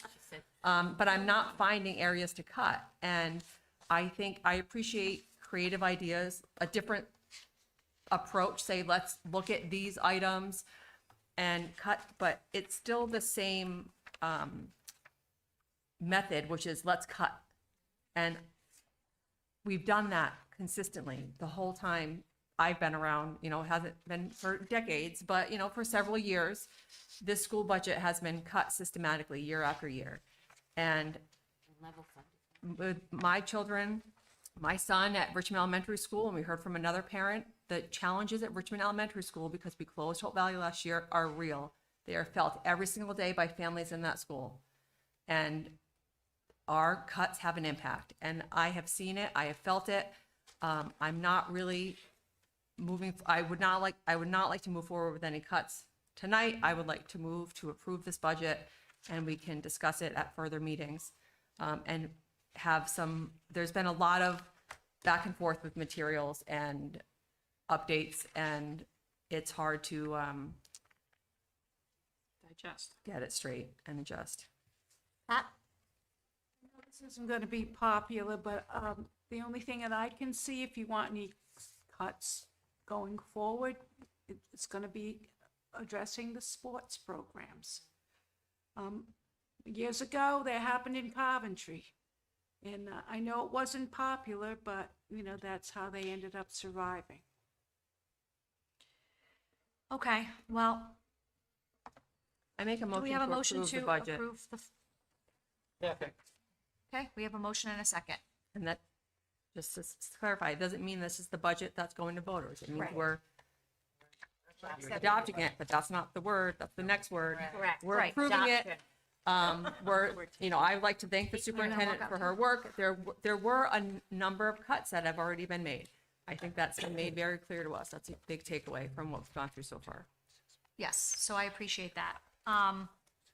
Thank you for clarifying that. There will still be more discussion on this at the March meeting and then we'll have to adopt the budget at the March meeting. So this isn't the end. This is just we're voting to, own it, if you will, right? Yeah. Okay. So we have a motion and a second. Go ahead. Yeah. We have, Discussion now? we have a motion and a second. Sure, yeah.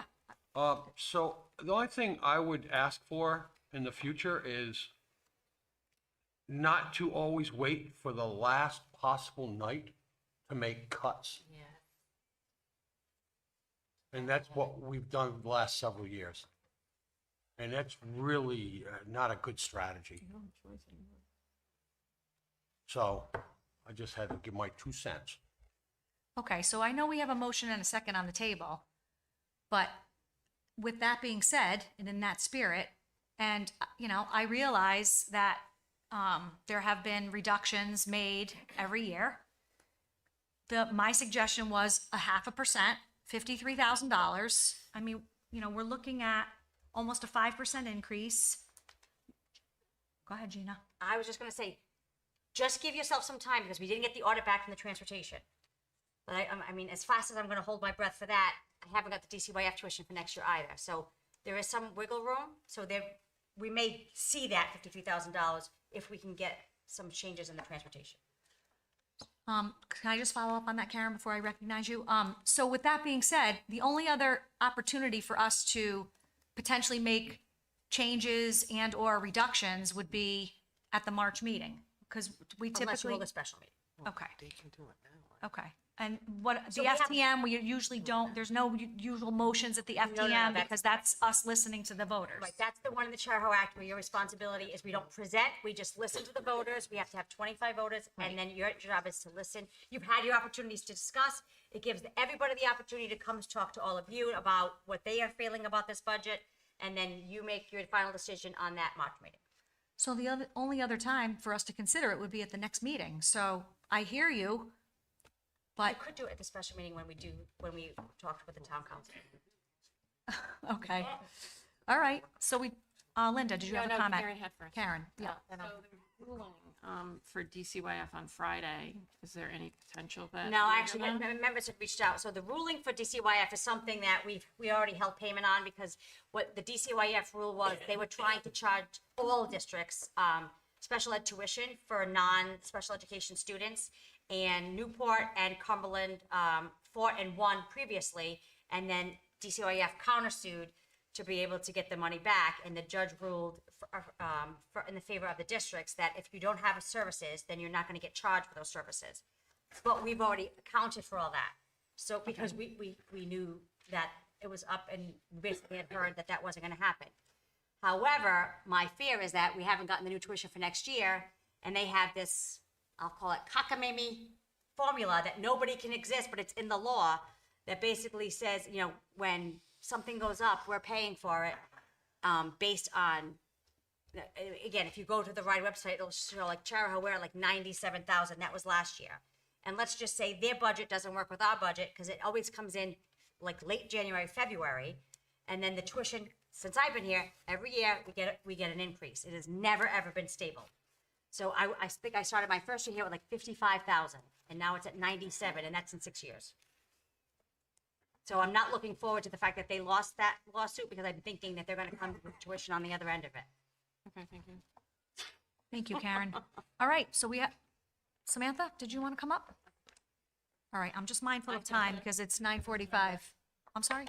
Linda, I'm sorry, I did not see you. That's okay. Just a comment to, actually, the Chair May, I know I need to direct to you, but I just want to ask if I could direct to my colleagues, is that given that whether we have a special meeting or not, and if we're going to be discussing the budget on the March meeting, I think we all need to go home and actually really kind of digest and figure out, are we willing to make these big cuts and where are they going to be? Because that's the only way we're going to get down to the percentages that we think, or you guys think, that may be palatable for the towns.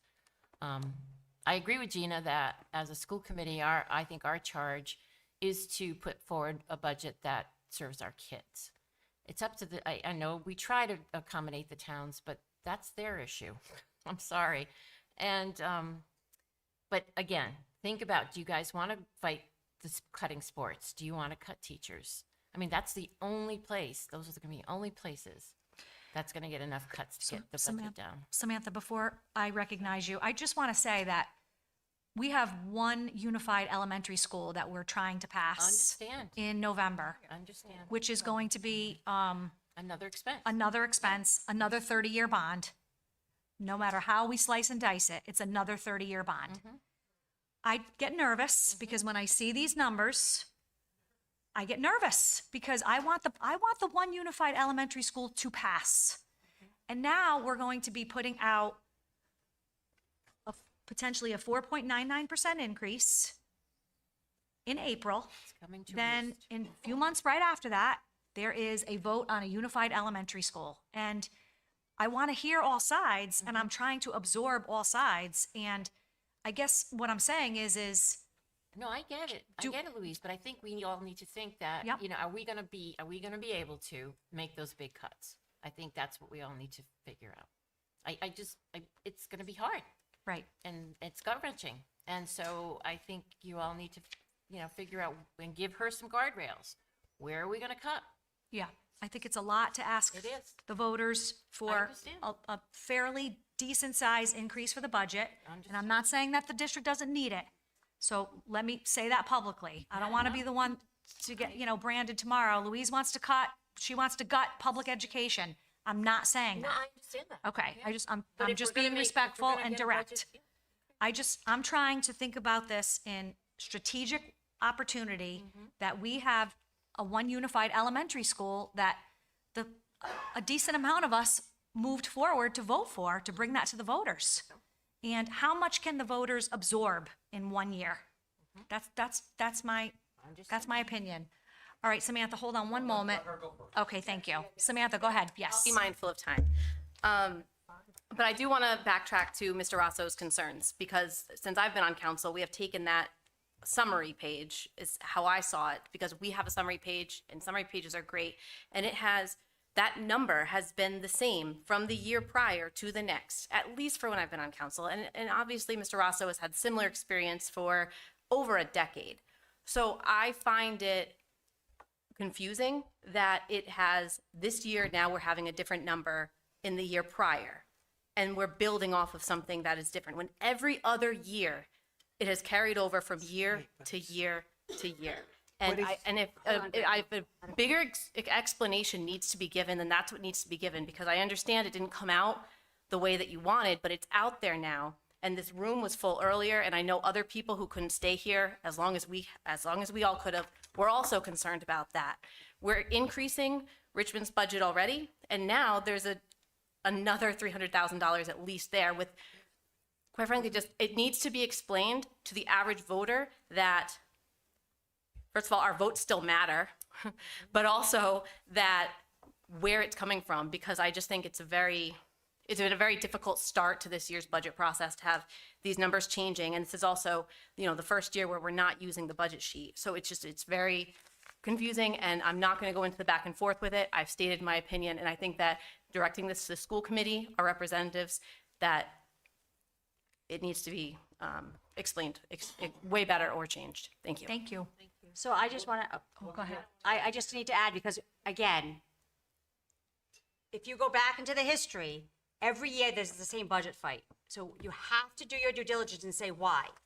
While I can understand the towns, are seeming concerned about the budget change of the summary sheet, in essence, we gave you the same thing we always gave you, and the same thing happened that always happens. We end up fighting 3 battles. The 4th one is at the General Assembly. It is not conducive to collaboration, because it doesn't represent your actual budget. So while people may not like it, the reason why I'm doing it is because you're creating a document that is already inaccurate, and I'm trying to make it accurate so that it's very clear about what the is. All you have to do is take maintenance of effort, state aid, those numbers. I don't operate the town budget, but in essence, I can no longer create a document that provides a level of confusion for longer than I've been alive. And what I'm saying to you is that document was created before UCOA existed. And now you're utilizing it and you're adding all of these pieces in. So people may want to use it for their document, but in the end, my job isn't to run municipal budgets, it's to make sure the school committee has accurate information on school budgets. Why does the GA not change it every other year? Every other year we've been here, the GA didn't change it on us. So that's where I just feel like, maybe I'm here to really find out, where did this come from? What number, I don't know what number you're. It was in Mr. Rosso's email earlier today to you. I don't have Mr. Ross's email. He didn't copy me on it. I don't control who copies who. So again, why don't, but I mean, it's been. Can I just way off of the Yeah, agenda. all right. Oh, the agenda was the budget. So I'm going to, Yeah, but these are we have a motion questions. and we have a second to Yeah, approve. I'm sorry. That's okay, the fiscal year 27 budget. Craig, you had your hand raised. Larry, you had your hand raised. Considering the time, Chair, I will, I'll, So can we vote on this, and then if we need to well, extend? Larry's next. I know, past 10 o'clock, we can do that. Larry? I'm not voting for that. Okay. I just want to tell you, I got my reassessment on my property today? and it went up $60,000. And I know people that went up 100, 150, and this, our pocketbooks only take so much. We got a lot of elderly in this 3 towns, and it's gonna be hurting on them. Yeah, we know that, but you all have to figure out what you're gonna cut. Start at the top. All right, well, what we does have, that mean? I need to understand that guardrail. Who is at the top that you need to cut? You always said we'll have to cut kids stuff. Have to cut. Well, kids come first. Okay. Why don't we start, where can we cut in the administrative area? Give me an example of what you want to cut, because there's laws around certain things. For example, your NEASC You know, do accreditation. can we cut, do we need 2 deans? Do we need, things like that? Can we look and say, oh, we don't really need 2 deans here? Do we really need a vice principal in an elementary school? We never had it before. Because you didn't have almost 500 kids in it. That's your decision. If that's what you want to cut, then that's what, but then. I never. One at a time, one at a time. You just need to put it up there and say it, because in the end, when we say things like cut from the top, in high school, when you do things that impact school safety, deans are about mental health, school safety. Well, you hired a bunch of social workers and stuff you got. So, Make the cuts. I mean, he's got the floor. Let's let him finish his thought. He let everybody finish their thoughts, so. I'm good. I just wanted to Okay. speed that out there. We have a motion and a second to approve the fiscal year 27 budget. Everyone, who is in favor of moving forward? No, To approve. Adoption is the March meeting. Okay, thank you. All in favor? Anyone opposed? Any abstentions? Okay, moving on. Discussion and approval of the 2027 school committee meeting calendar. So we did review, just some clarification, the December meeting should be early because you have an election year and you have to make sure that you're doing your due diligence with the Charahoe Act. So I do not recommend that you move it unless sometimes like the town clerk would say, oh, we're not gonna have this, like the last time, because it was presidential, they had the certification much later in November, but this is not a presidential election, so we should be able to hit the December 7th mark to be able to do your assorting of positions based after that election. So that's why I wouldn't change the December date. Most of the dates we did, whenever we could, we avoided the 1st and the 3rd. The only times we didn't was when we thought it would butt up against something that you'd have to approve in relation to the education, the state systems and things like that. But if there's a question about any one date, we tried to make it as much as we could, collaborating around and shaving away the time away from the district, Richmond's 1 and 3. Okay, motion. Jess? April 20th is scheduled for a school committee meeting. But on the school calendar, that's spring break. So that one, it's up to you guys. I would prefer to change it the week before to the 13th, The school committee meeting. the school committee meeting, yes. They didn't, I know, But that's, nobody wanted it the same day as the budget referendum. and yeah, it wouldn't be because the budget will be April 6th. April, yeah, Okay, so when did you want it? April 13th. Just make a motion to change that date and Okay. accept the calendar. I make a motion to approve the calendar with the change of the April 20th meeting to April 13th. Second. Okay, we have a motion and a second. Any other discussion on that? All in favor with that adjustment? Good job, It's Jess. unanimous. Thank you. Okay, approval and discussion of 2026-27 school calendar. All right, the school, I just want to make sure, Angela, did the updates that Dr. Cabello and I gave you on, did that get in there? Yes.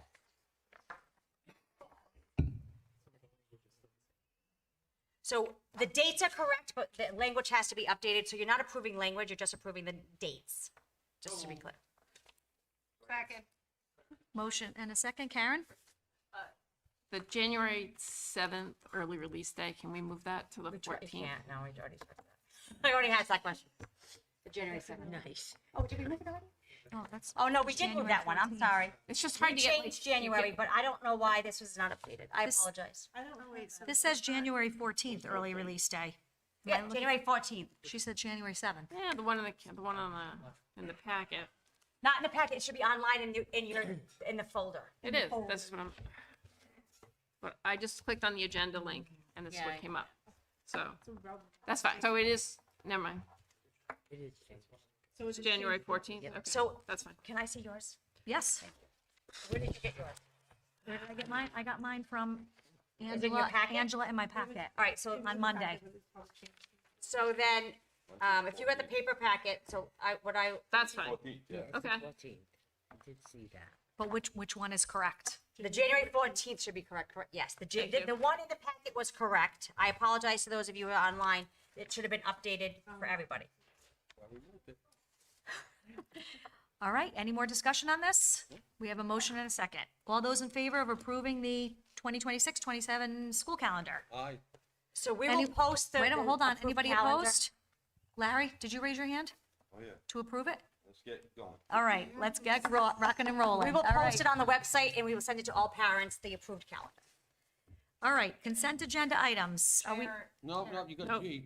Discussion of budget transfers. oh, I'm sorry. Unless I can move that. I into make a consent. motion to go past 10 o'clock. Thank you. You may, but I don't know if we're going to agree to that. It's 10 o'clock So now. we have a motion. Second. We have a second. Oh, you get 5 minutes, done. Let's go. Fine. Everyone voting fine?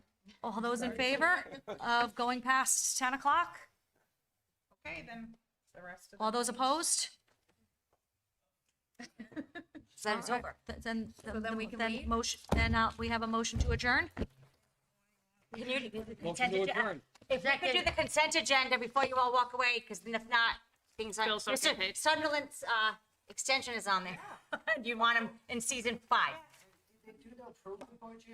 We didn't do any. No. They did. Yeah, they did. Then, yeah. No, we never did. No, we never got the G. No, you didn't do the transfers, and again, We got bills to pay. and it's gonna cause you're gonna have to pay late fees if you don't do it. I make a motion to go past 10 o'clock. Thank you, Polly.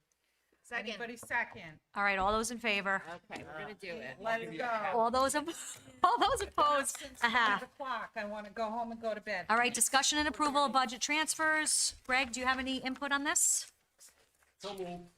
Second. No, I said Greg Zenya, not Craig Luzon. No, it's, No? we recommend it as approved. Okay, We should be, As- I'd say so. so moved. All those in favor? Do we have a second? All those in favor? Who seconded it? I did. Karen? Larry, did you vote yes? Yes. Okay.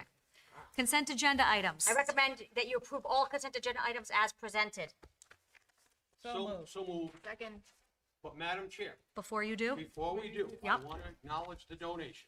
One, donation of a dollhouse with accessories, for Richmond Elementary School from the Howard family. Thank you very much. Thank you. Two, donation from REBA, Rhode Island Builders Association, of $3,091 to CTC for the construction of Project Playhouse. Second.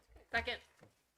And can we also just the donation this evening of the snow removal? Yes. Richmond S&S Elementary Landscaping. School. Well, Thank I'm you. sorry, I did not recall that, Thank you, but thank you very much. Mr. Sunderland.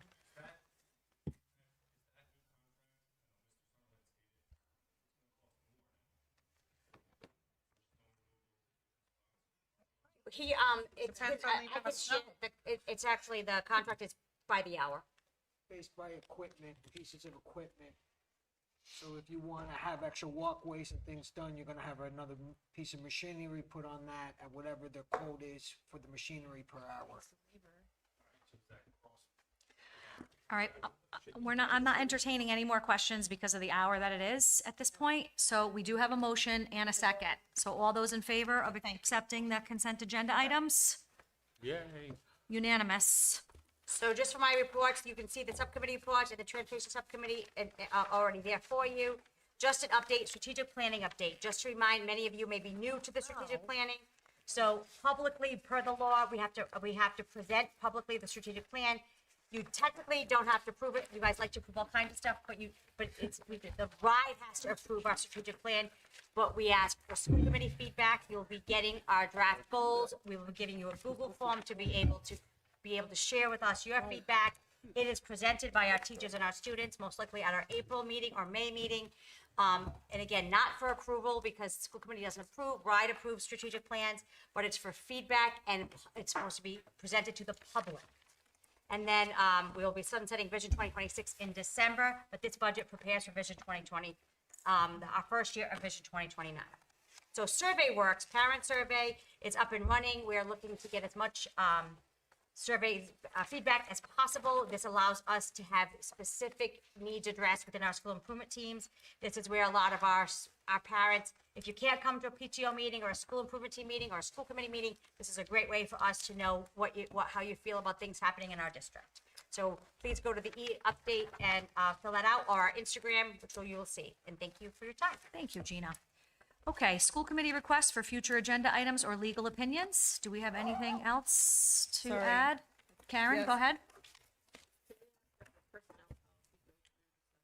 Policy subcommittee, please, Okay, for an update. just make sure that if you can put that in writing to myself, Gina, and Angela, and I will make a note of it. Thank you. I would like to create a policy for the school district for the social media use of teachers and volunteers. Okay? Again, if you can put that in writing, I would appreciate that to myself, Gina, and Angela. Jess, did you have your hand raised? Yeah, I would like to draft a resolution regarding DCYF tuition. Okay? Do you want to just put that in writing? And that would be great. Okay. Appreciate it. Mr. Luzon? Second. All in favor? Aye. Unanimous. Good night. Good.